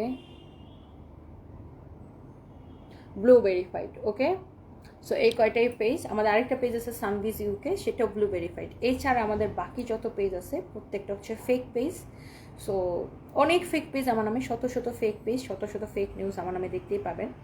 এটার একটা অন্যতম কারণ যেটা ফেসবুক থেকে পয়সা। আজকাল ফেসবুকে মাই ডে, মানে আপনি স্টোরি দিলেও ফেসবুক থেকে টাকা দিবে, আপনি একটা লিখে পোস্ট করলেও ফেসবুক থেকে টাকা দিবে, আপনি ভিডিও বানালে ফেসবুক থেকে টাকা দিবে, আপনি যেটাই করবেন না কেন আপনাকে ফেসবুক থেকে টাকা দিবে। সো আমাকে নিয়ে পোস্ট করলে রিচ বেশি হয়, আমাকে নিয়ে পোস্ট করলে টাকা বেশি আসে, আমাকে নিয়ে পোস্ট করলে ভিউ বেশি হয়। দ্যাটস ওয়াই এই ধরনের আজগুবি কথাবার্তাগুলা মানুষ হচ্ছে যে ছড়ায়, বুঝতে পারছেন? আরেকটা লোক আছে খুবই বাজে বাজে কথা বলে। আমি এই লোকটার বিরুদ্ধে সাইবার ট্রাইব্যুনালে মামলা করব। আমি মামলার প্রস্তুতি নিয়েছি, আমার লয়ারকে অলরেডি বলছি। সাইবার ট্রাইব্যুনালে এই মুহূর্তে জাজ নাই, বাট জজ আসার সাথে সাথে আমি মামলাটা করব। সেটা হচ্ছে এই লোকটা, অনেক স্টুপিড একটা লুক। তার পেজের ফলোয়ার্স বাস আমাকে নিয়ে ভিডিও বানায়, এই যে দেখেন সে আমাকে নিয়ে সারাক্ষণ, এই ধরনের লোকগুলা যারা মানুষকে নিয়ে সারাদিন ভিডিও বানায়, দেখেন তার প্রত্যেকটা ভিডিও মানুষকে নিয়ে, তাদের কাজ কি, মানে এদেরকে আসলে নিজের ঘিলু বলতে কিছু আছে? যে দেখেন উপদিকে নিয়ে আমাকে নিয়ে সারাদিনেই মানুষকে নিয়ে যারা ভিডিও বানায়, এদের লেভেলটা কি বুঝতেই পারতেছেন। সো এই লোকটা খুবই বাজে বাজে ভিডিও বানায় আমাকে নিয়ে, এবং সে ফাহিমকে আমার বয়ফ্রেন্ড পর্যন্ত বানায় দিছে। সো এই লোকটার নামে আমি মামলা করব। জাস্ট এই লোকের মতো এরকম বহু লোক আছে, দেখেন একটা মাইক্রোফোন হাতে নিয়ে মানুষের ছবি ব্যবহার করে এই যে এরকম ভিডিও বানায় সারাদিন। রিভিউ ব্যবসায়ীরা এগুলো করে ফেসবুক থেকে তাদের জীবন চলে। সো সে আমাকে নিয়ে প্রচুর ভিডিও বানায়। এই যে দেখেন আমাকে নিয়ে সে লিখছে নাইট ড্রেস পরে বেডরুমে ফাহিম। স্টুপিডটা বুঝো নাই যে এটা আমার বেডরুম না, এটা আমার ডাইনিং রুম। আর এটা হচ্ছে এই লোকটার কথা শুনলে আমার রাগ ওঠে। এটা হচ্ছে আমার ডাইনিং রুম, এবং এটা হচ্ছে বিশ্বকাপ ফুটবলের সময় আমরা খেলা দেখতেছিলাম, খেলার সময় লাইভে আসছিলাম, ওই সময়কার এটা ভিডিও। আর এটা হচ্ছে আমার ডাইনিং, ড্রয়িং ডাইনিং এক রুমে একসাথে। এটা আমার আগের বাসায় ড্রয়িং ডাইনিং একসাথে। সো এই ধরনের লোকগুলো আসলে বাংলাদেশের সাইবার আইনগুলো এত মানে মানে আর এদিন খেলা ছিল ব্রাজিল আর আর্জেন্টিনার খেলা ছিল। আমি আর্জেন্টিনার ফলোয়ার্স, তারা ব্রাজিলের ফলোয়ার্স, এই জন্য আমি বাসায় রান্না বান্না করছিলাম। হ্যাঁ, আর্জেন্টিনা গোল দেওয়ার পরে আমি লাফাইতেছিলাম। Anyways, so drawing dining room কোনটা সেটাও সে বুঝে না, সেটাকে সে আমার বেডরুম বলতেছে, সে পিছনে দেখতেছে ডাইনিং টেবিল। তো এই ধরনের লোক কিছু আছে যারা সারাদিন ফেসবুকে মানুষকে নিয়ে ভিডিও বানায়। এবার এটা যে সাইবার ক্রাইমের পর্যায়ে পড়ে, বা আমরা যে চাইলেই তাদের বিরুদ্ধে অ্যাকশনে যেতে পারি, পুলিশ কমপ্লেন করতে পারি, সেটা তাদের মাথায় আসলে ঢুকে না। বাট আমি অলরেডি আমার লয়ারকে দিয়ে মামলা লিখে রাখছি। সাইবার ট্রাইব্যুনালের জজ সাহেব এখনও জয়েন করে নাই, নতুন জজ সাহেব জয়েন করবে, তারপর আমি এটা নিয়ে কেস ফাইল করবো।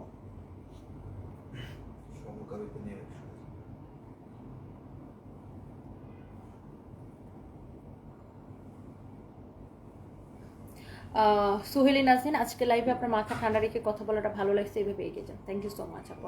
আমি খুব এখন আমার মাথা আমি অনেক ঠান্ডা করে চলি, বিকজ দেখেন মানুষ অনেক কিছু মন গড়া গল্প বলে, যেটা শুনতে শুনতে আসলে আমি খুব ফেড আপ, এবং সব কিছুতে আমাকে দোষানো হয় আমি লোভী, আমি লোভী, আমি লোভী, আমি লোভী। সো আমি খুবই বিরক্ত এসব শুনতে। সো এই জন্য আমি কিন্তু আপনারা কিন্তু প্রত্যেকটা মানুষ, শিক্ষিত মানুষ, বোঝদার মানুষ, প্রত্যেকটা জিনিস আমি কিন্তু প্রমাণ ধরে আপনাদেরকে দেখাইছি। সো এর থেকে ভালো কি আর আমি বলতে পারি বলেন?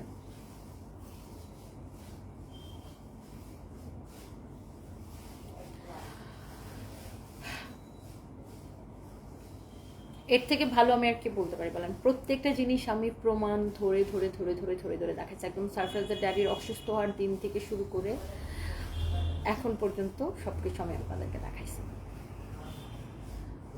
সো এখন মানুষের কি সমস্যা? আমি কেন বিয়ে করছি?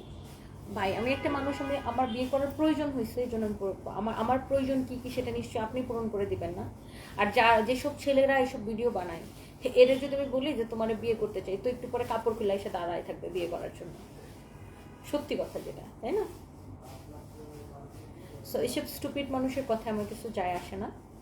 বাট এই যে মিথ্যা গুজব, মিথ্যা রটনা, আমি এইগুলোতে না একদম মানে ফেড আপ হয়ে গেছি। যে কী রে ভাই, আর কত, এগুলো নিয়ে আমি কিছু বলতাম না, এগুলো নিয়ে আমি কখনোই ওপেন কথা বলতাম না। সো আজকে মনে হচ্ছে যে আমার এইগুলো নিয়ে প্রোফাইল পিকটা চেঞ্জ করার সময় আসছে শিল্পীরা। কেন প্রোফাইল পিকচার কেন চেঞ্জ করতে হবে? সারফরাজের ড্যাডি মারা গেছে দেখা, বা আমি বিয়ে করে ফেলছে দেখা আমি হচ্ছে যে আপনার মানে প্রোফাইল পিকচার চেঞ্জ করতে হবে কেন? আচ্ছা, সাইফ আর আম্মু, তুমি একবার বলছো 12 কোটি টাকা লোন আছে, আবার বলছো 4 কোটি টাকা। আপনি তো ব্যবসা বুঝেন না ডিয়ার। 4 কোটি টাকা সাপ্লায়াররা আমার কাছে, আমার কোম্পানির কাছে পায়। 12 কোটি টাকা সাপ্লায়ার আমার কোম্পানির কাছে পায়। সেটা কীরকম জানেন? সাপ্লায়াররা প্রোডাক্ট সাপ্লাই দেয়, ডিউ থাকে, আমরা পেমেন্ট করতে থাকি, এটা রোল হইতে থাকে, টাকাটা এরকম রোল হইতে থাকে। আর 4 কোটি টাকা যেটা, সেটা আমার ব্যক্তিগত লোন আছে ব্যাংকে। Do you understand dear? ব্যক্তিগত আর কোম্পানি দুইটা গুলাই ফেলেন কেন? কোম্পানি, যত কোম্পানি কাজ করে, যত পোশাক কোম্পানি বা যারা বিজনেস করে, প্রত্যেকেরই সাপ্লায়ারদের সাথে একটা লেনদেন থাকে, একটা ডিউজ থাকে। যে ডিউটা কিনা আপনার পেমেন্ট, প্রোডাক্ট আসতে থাকে, পেমেন্ট যেতে থাকে, প্রোডাক্ট আসতে থাকে, পেমেন্ট যেতে থাকে, এইভাবে এটা একটা কোম্পানি এভাবেই চলে। Do you understand here? আর 4 কোটি টাকা হচ্ছে আমার ব্যক্তিগত লোন আছে। একটু মাথাটা খাটান, আপনারা তো বুঝেন না, মনে করেন বকলম, কিন্তু চিন্তা করেন একদম ওই পরিমাণ পর্যন্ত বুঝেন না তো কোনো কিছুর কিছু মূর্খ মানুষ আছে যে ক্রেডিট কার্ডের গল্পটা যে বানায় ছেড়ে দিল, যে ক্রেডিট কার্ড দিয়ে আমি বিয়ে করে ফেলছি, বিয়ের শপিং করে ফেলছি, হসপিটালের বিল দিয়ে ফেলছি। ভাই ক্রেডিট কার্ডের ক্রেডিট কত থাকে আগে সেটা বুঝো, জানো, ব্যাংকের থেকে শুনো, তারপরে মন করা গল্প করো। একটা ক্রেডিট কার্ডের ক্রেডিট কত থাকে।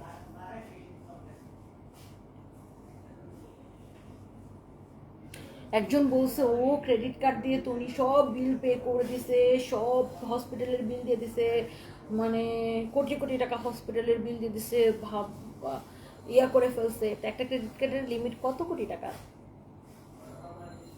একটা সারফেস ড্যাডির যে ক্রেডিট কার্ড, ওগুলা লিমিট খুব সম্ভবত 3 লাখ টাকা বা 5 লাখ টাকা। How stupid! এত স্টুপিড কেন আপনারা? আপু একটু বলে দাও খুলনার পেজটা ফেক না? আমাদের প্রত্যেকটা ব্রাঞ্চের আলাদা আলাদা করে পেজ আছে, বাট সেই সব পেজ থেকে অনলি লাইভ করা হয় এবং শোরুমের আপডেট দেওয়া হয়, বাট সেইগুলা থেকে অন্য কোনো কিছু প্রচার করা হয় না, জাস্ট কোম্পানি রিলেটেড। প্রত্যেকটা শোরুমের একটা করে আলাদা পেজ আছে, বাট ওগুলোতে আমাদের ওগুলো শুধুমাত্র ওই শোরুমের ওরা মেনটেন করে শোরুমের আপডেটগুলো দেয়।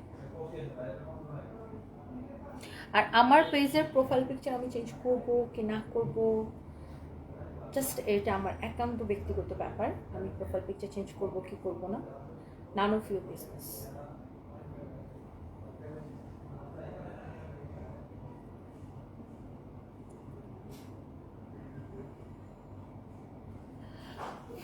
তনিমা ধার, কেমন আছো তনি? ব্যাগ নিলাম তোমার বগুড়া শোরুম থেকে। Always appreciate your activity, please ignore negative comment. Thank you so much, thank you আপু। সো আই হোপ যারা শুরু থেকে লাইভটা দেখছেন সব কিছু বুঝতে পারছেন। তার মানে আমি এটাও বলতেছি না যে না আমি একদম মমিন, দুধে দোয়া তুলসী পাতা। ভাই আমরা প্রত্যেকটা মানুষ ভুল করবে, ভুল থেকে শুধরাবে, শিখবে, এটাই মানুষ, আমরা কেউ ফেরেশতা না। সো যেমন আমি আগে লাইভের মধ্যে অনেক চিল্লাচিল্লি করতাম, অনেক কেউ বাজে কমেন্ট করলে সেটাকে আমি নিতে পারতাম না, কেউ বাজে কমেন্ট করলে তাকে আমি বাজেভাবে রিপ্লাই দিতাম। এখন আর ওগুলা করি না, এখন আমি অনেক কুল অ্যান্ড কাম হয়ে গেছি। সো মানুষের বয়সের সাথে সাথে মানুষের এক্সপিরিয়েন্স মানুষকে অনেক কিছু শেখায়। অ্যান্ড আমার কাছে মনে হয় আমি প্রতিটা দিনেই শিখি, প্রতিটা মুহূর্তে শিখি। সো এখনও শিখতেছি এবং আমি এখনও প্রচুর কাজ করি, অনেক কাজ করতে চাই আমাদের বাচ্চাদের ভবিষ্যৎ, আমার ভাই বোন। সো এই আর কি। আমার বাবা মারা যায় 2019-এ, তারপর থেকে আমার মা, ভাই বোন সবাই আলহামদুলিল্লাহ আমি চেষ্টা করছি আমার বাবার মতো করে, হয়তো জানি না পারছে কিনা, তাদেরকে আগলায় রাখতে। So that's it. মুর্শিদ আক্তার মো, আপনার হাজবেন্ডকে নিয়ে এত মিথ্যা কথা বানাইছে মানুষ। আপু আসলে মিথ্যা গল্প বললে ভিউ বেশি হয়, তো ভিউর জন্য ওরা কি করবে বলেন?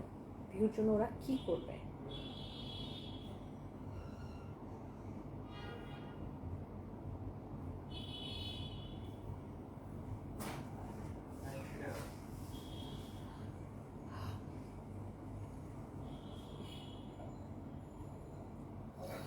আপু তুমি আর অপু মিলে নাকি বুবলি আর বারিশাহকে হত্যা করতে চাইছিল ওই বাজে মহিলা বারবার বলে। সে কি আমার নাম বলছে কোথাও? যদি আমি আর অপু বিশ্বাস মিলে তাকে আর বুবলিকে হত্যা করতে চাইছি এরকম কথা যদি সে বলে থাকে, তাকে বলেন মামলা করতে প্রমাণ সহকারে।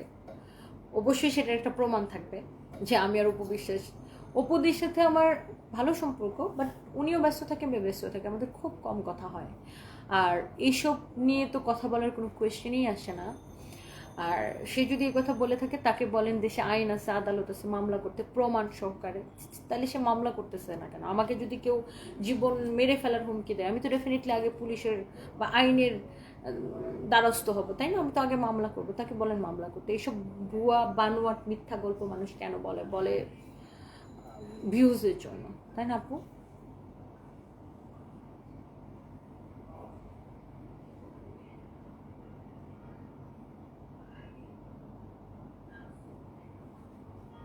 বিউটি পার্লার চারুলতা, আপনাকে দেখি আমি একজন মেয়ে মানুষ হিসেবে প্রাউড ফিল করি। ইনশাল্লাহ আপনার মতো মেয়ে মানুষ ঘুরে বেড়ে থাকা দরকার। Thank you so much. আপনি হচ্ছে যে দোয়া করবেন আমার জন্য, এই তো। সো আমার কাছে মনে হয় না যে এই বিষয়গুলো নিয়ে আরও কোনো দিন কোনো কথা বলার দরকার আছে। আর কেউ যদি একান্তই আমাকে ঘাটাইতে চায় তো সে কোর্টে আসুক, কোর্টে ঘাটাই। আমার কাছে তো সব কিছু প্রমাণ আছে।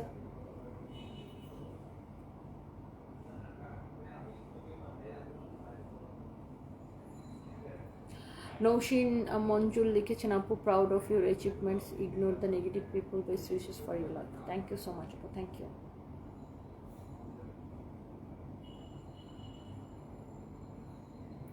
এনিওয়েজ, সো আমার কাছে মনে হয় আপনাদের কাছে সব কয়টা বিষয় ক্রিস্টাল ক্লিয়ার হয়েছে। আরও যদি কোনো কিছু জানতে চান আমাকে বলতে পারেন, এবং আমার বিজনেসটা এখানে নিয়ে আসা বা বিজনেস দাঁড় করানো পরিশ্রম পুরোটাই আমার পরিশ্রম। আমি অনেক পরিশ্রম করছি বা স্টিল করতেছি।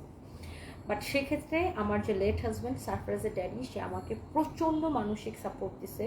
সে অফিস করতো 9টা to 6টা বা 6টার মধ্যে সে বাসায় চলে আসতো, বাচ্চাদেরকে সামলাইতো, সে আমাকে অনেক মানসিক সাপোর্ট দিত, এবং তার এই মেন্টাল সাপোর্ট ছাড়া আজকে আমি হইতে পারতাম না। সারফরাজের ড্যাডি আমাকে প্রচুর সাপোর্ট দিচ্ছে, প্রচুর সাপোর্ট। আমার প্রত্যেকটা নিঃশ্বাসে আমি সবসময় আগে ওর জন্য দোয়া করি, এবং ও ছাড়া আজকের আমি হইতে পারতাম না। কারণ ও আমাকে যে পরিমাণ মেন্টাল সাপোর্ট দিছে, অনেক মেন্টাল সাপোর্ট দিছে। বাচ্চাদেরকে ও টেক কেয়ার করতে বেশি।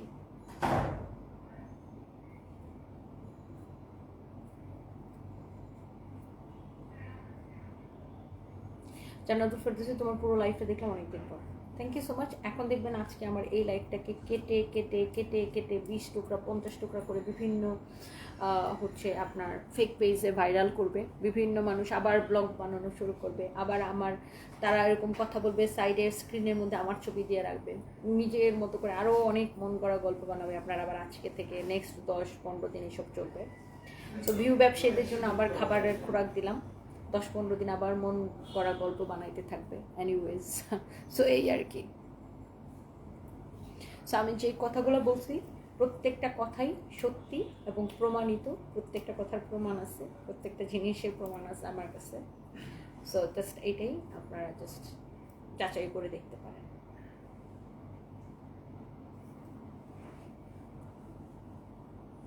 আপনার এত টাকা থাকার পর আপনি উপবিশ্বাসের গোলামি করেন, এটা বিরক্ত লাগে।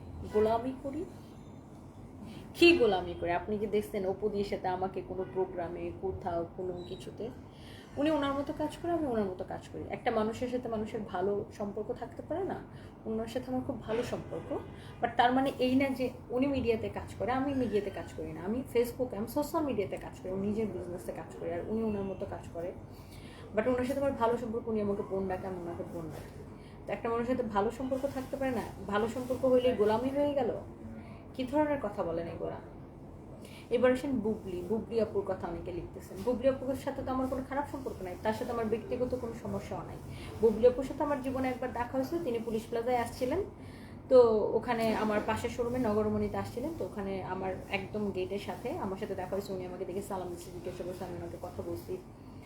ভালো, ওনার সাথে কথা বলে ভালো লাগছে, ওনার ব্যবহার খুবই ভালো। ওই দিন এই তো কয়েক মাস আগে ওনার সাথে আমার প্রথম দেখা হয়েছে, ভালো লাগছে ওনার সাথে কথা বলে, দ্যাটস ইট। সো তাদের সাথে তো আমার কোনো ব্যক্তিগত কোনো সমস্যা নেই। তো আপনাকে অপু বিশ্বাস আর বুবলি ক্যাচালের মধ্যে আমাকে কেন জড়ান? এখন আমি অপু বিশ্বাসকে সাপোর্ট করতে পারবো না? সে তো আমার বোন ডাকে এবং তার সাথে আমার ভালো সম্পর্ক।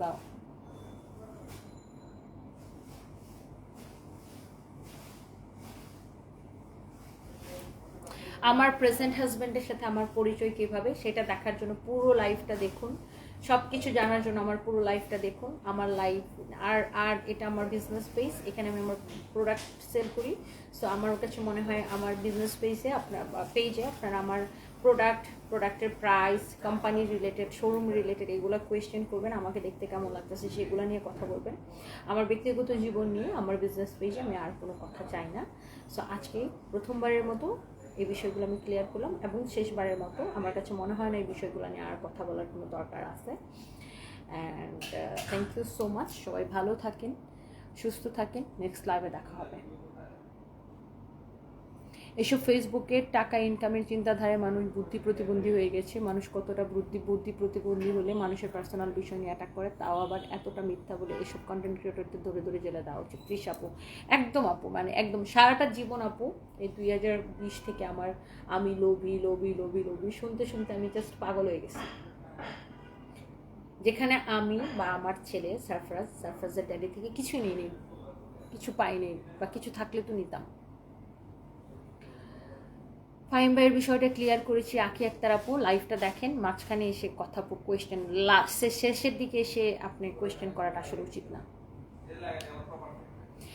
সারফেসের বাবা যদিও বড় ব্যাংক ব্যালেন্স দিয়ে যান নাই, উনি যে মেন্টাল সাপোর্টটা দিয়ে গেছেন তার মূল্য কোটি কোটি টাকার চেয়ে বেশি। আপনাদের সুন্দর সময়গুলোর মূল্য কোটি কোটি টাকার চেয়ে বেশি। ডেফিনেটলি ইসরাত আফরিন, অবশ্যই।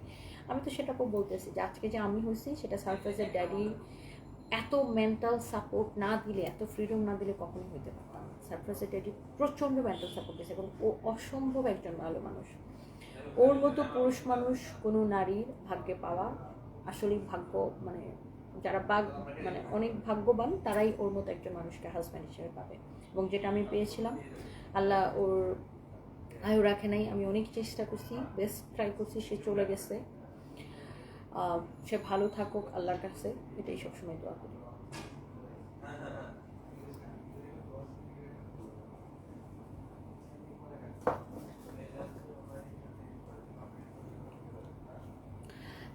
সাইফার আম্মু, আপনি লাইভের শুরু থেকে নেগেটিভ কথা বলতেছেন, এখনো নেগেটিভ। আপনার মতো কিছু মহিলা আছে জানেন, যারা সেলফ মেড না, যারা কোনো কাজ করে না, পুরুষ মানুষের দিকে তাকায় থাকেন। আপনারা না একটা মেয়ের সাকসেসকে আপনি নিতেই পারেন না।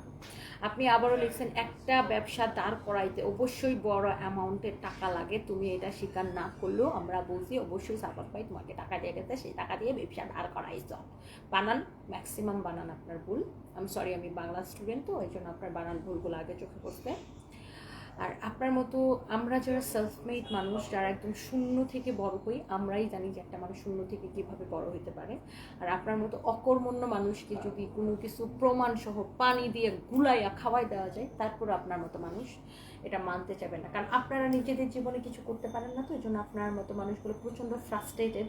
আপনার নিজের জীবনে কিছু করতে পারেন নাই, এই জন্য আপনি অন্যের জীবনে যেটা হয়েছে সেটা মেনে নিতে পারেন না। প্রথমত, টাকা করতে, একটা ব্যবসা দাঁড় করতে অনেক বড় অ্যামাউন্ট লাগে, এটা একটা ভুল কথা। আমি আমার ব্যবসা স্টার্ট করছি 15,000 টাকা দিয়ে। কীভাবে জানেন? ছোট্ট একটা স্টোরি করি। আমি ইসলামপুর যাইতাম, টাঙ্গাইলে যাইতাম, ওখান থেকে যাদের হোলসেলের দোকান, ওখান থেকে ছবি তুলে তুলে আমি কাপড় কিনতাম না, ওই ছবি আমার পেজে আপলোড দিতাম। অর্ডার আসলে আমি তাদের থেকে টাকা দিয়ে কিনে এনে অর্ডার দিতাম, মানে কাস্টমারকে ডেলিভারি করতাম। এইভাবে আমার লাভের টাকা আস্তে আস্তে আস্তে আস্তে বাড়তে থাকে। আমি পুঁজি খাটাইতাম না, বুঝতে পারছেন? তারপরে যখন কোভিড শুরু হয়, কোভিডের সময় অনলাইন পার্সেলের অর্ডার আসতে থাকে বেশি। মার্কেট টার্কেট যখন বন্ধ হয়ে যায়, প্রচুর অনলাইনের অর্ডার আসতো। এইভাবে আমার বিজনেসটা দাঁড়ায় এবং আমি প্রচুর পরিশ্রম করি। আমি একাই অর্ডার নিতাম, একাই অর্ডার লিখতাম, একাই পার্সেলগুলো কুরিয়ারে দিয়ে আসতাম, সব কিছু আমি একাই করতাম। সো পরিশ্রম আপনার মতো, মানে আপনার মতো মানুষকে বোঝানো আমার কম্য না বা আমার সাধ্যও না। যারা সেলফ মেড পারসন, যারা ছোট থেকে বড় হয়, তারাই একমাত্র জানে। বুঝতে পারছেন ডিয়ার?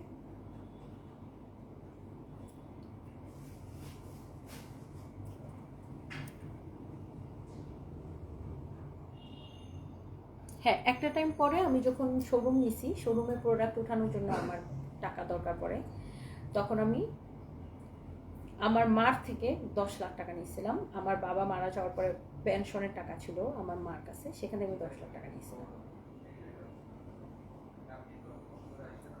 আর সারফরাজের ড্যাডি থেকে আমি জীবনে যদি কখনো লোনও নিতাম, ধরেন 1 লাখ 2 লাখ টাকা যদি আমি কখনো ধার নিতাম বা লোন নিতাম, সেটা আবার আমি পরে দিয়ে দিতাম। তো একটা সংসার করতে গেলে আপনি পরিবারের মানুষের থেকে সাপোর্ট পাবেন না? অবশ্যই পাবেন। আমি সবার থেকে লোন, কারণ কারো থেকে লোন নিল, ধার নিল, সেটা আমি তাকে রিটার্ন করে দিতাম। যেটা আপনার মতো মানুষ কোনোদিনই বুঝবেন না। নিজের পায়ে দাঁড়ান, কাজ করেন, ফিল্ডে নামেন, তাহলে বুঝতে পারবেন।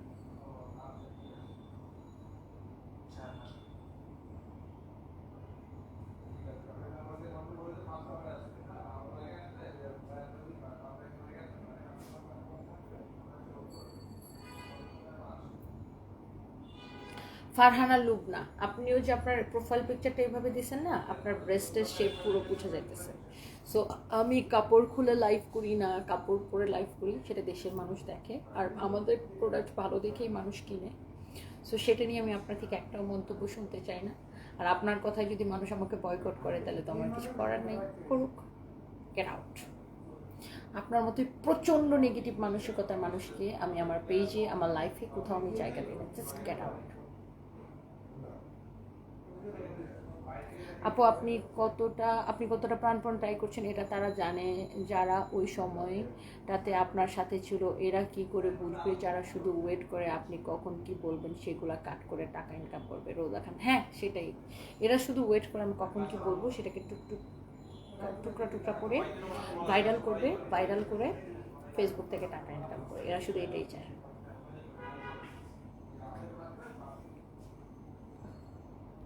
নার্গিস আপু কেমন আছেন? একটা কথা বলে কিছু মনে করবেন না। আপু ভাইয়া যখন অসুস্থ ছিল তখন ফাহিম অনেক সাপোর্ট দিয়েছে, তবে এরকম করবে ভাবিনি। আপনি ফাহিমকে সন্তানের মতো দেখতেন, মানুষ কীভাবে এরকম বাইমানি করে? নার্গিস হ্যাঁ সেটাই আপু। আর তখন তো আমি যখন ব্যাংককে থাকতাম ফাহিম লাইভ করতো, কারণ সে আমার অ্যাসিস্ট্যান্ট, তাকে লাইভ করা তো আমি শিখেছি, তার কাজই তো আমার অবর্তমানে লাইভ করা। আমি যখনই দেশের বাইরে যেতাম বা আমার যে কাজে আমি বাইরে যেতাম তখন ফাহিম লাইভ করবে, এটাই তো তার কাজ ছিল, এই জন্যই তো তাকে এতগুলো টাকা স্যালারি দেওয়া হতো, তাই না? একটা মানুষকে মাসে 40,000 টাকা স্যালারি, থাকা ফ্রি কেন দেওয়া হয়, কেন দেওয়া হয়েছে? এটাই তো তার কাজ ছিল।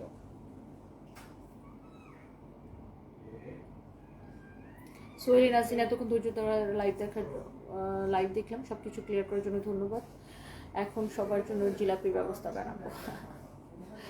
এনিওয়েজ, সো আমি অনেক কি আর বলবো, মানুষ কতটা অত্যাচার আর মেন্টাল ডিস্টার্ব ফিল করলে পার্সোনাল বিষয় নিয়ে এভাবে খোলাসা করে, তবু এদের শান্তি হবে না। আর যদি নেন হাজব্যান্ডের, নিজেই মানুষের হাজব্যান্ডের থেকে নেবে না। মানুষের সমস্যা কি ভাই? তোদের সমস্যা কি? তোদের তো নাই। হাজব্যান্ড ওয়াইফ মিউচুয়াল করে চলে, এটা মেনে নিতে সমস্যা কি? এমনভাবে নিউজ করে যেন সাদাত ভাইয়া আপুর হাজব্যান্ড না প্রতিবেশী। ভাই সবার যে এত সমস্যা, একজন ছেলে তার বউ মারা যাবার পর 40 দিন না যেতে বিয়ে করে ফেলে সমস্যা হয় না, হালাল জিনিস নিয়ে এত কথা। তৃষাপু সেটাই হচ্ছে ব্যবসা। এই এখন মেইন সমস্যা হচ্ছে যে ভিউ ব্যবসা। ভিউর জন্য মানুষ সব কিছু বানাইতে পারে, সব কিছু বলতে পারে। একটা মেয়ে সফল ব্যবসা হচ্ছে, এটা সমাজ এটা কোনোভাবে মেনে নিতে পারে না। আর কিছু পার্সোনাল টপিক কারোর কাছে এক্সপ্লেন করার কোনো প্রয়োজন নেই আপু। কিছু মানুষের মেন্টালিটি টোটালি নেগেটিভ। আপনি আপনার কাজ করে যান, আমরা আপনার কাছ থেকে অনেক পরিশ্রম করে সাহস পাই। আজ আবারও একটা বিষয় বুঝলাম, স্টাফকে কখনো ঘরের মানুষ বানানো যাবে না। মিমিস লাইফস্টাইল, একদম কাউকে কখনো পুরোপুরি বিশ্বাস করবেন না।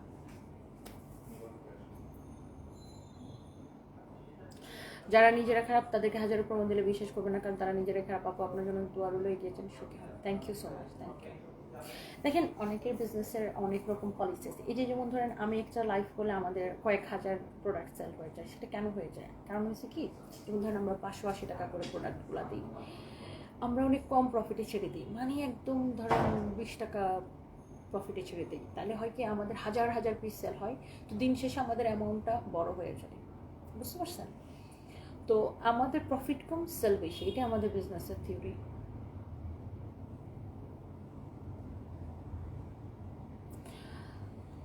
Mohsina Apu লিখেছেন, and really you are lucky that you had Mr. Sadat. May Allah grant him Jannah. আমিন আপু, দোয়া করবেন। থ্যাংক ইউ সো মাচ আপু। সো যাই হোক, সবাই ভালো থাকেন। আজকে পর আর এগুলো নিয়ে কথা হবে না। সবাই যাদের উত্তর দরকার আমার পুরো লাইফটা শুরু থেকে শেষ পর্যন্ত দেখে নেবেন। And thank you so much. সবাই ভালো থাকেন। আল্লাহ হাফেজ, টাটা, বাই বাই। আমি আবার লাইভে আসতেছি প্রোডাক্টের লাইভে দেখা হবে। ফেসবুকে ডলার দেওয়া অফ করে দেওয়া উচিত, তাইলে সোজা হবে এগুলো। পড়শিয়া বেবি, তোমার অনেক মিস করতেছিলাম গল্পগুলা, মানে তুমি ছাড়া আসলে তুমি থাকলে আরও ভালো হইতো। পড়শিয়া হচ্ছে আমার বেস্ট ফ্রেন্ড, ওরা সব কিছু জানে। পড়শিয়া, মিলিয়াপু সব কিছু জানে। নয়ন আপু আমার বড় বোন, সব কিছু জানে কাছ থেকে যারা দেখছে। ব্যাংককে যা ছিল রনি ভাই সব কিছু জানেন। মনিকাস কিচেনের মনিকা আপু সব কিছু জানেন। শারমিন আপু উনি সব কিছু জানেন। নুসরাত আপু দেখালাম যে নুসরাত আপু হচ্ছে পার্মানেন্ট হসপিটালে চাকরি করেন নুসরাত আপু। সো এই আর কি।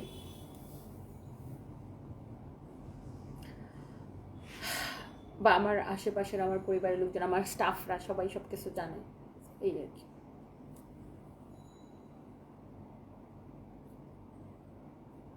আর আমার মেইন বিষয় হচ্ছে আমার কাছে তো সব কিছু ডেট টু ডেট ধরে টাইম টু টাইম ধরে প্রমাণ আছে।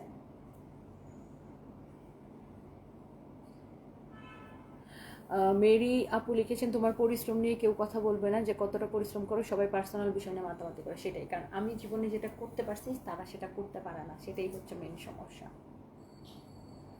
থ্যাংক ইউ, আল্লাহ হাফিজ, বাই বাই।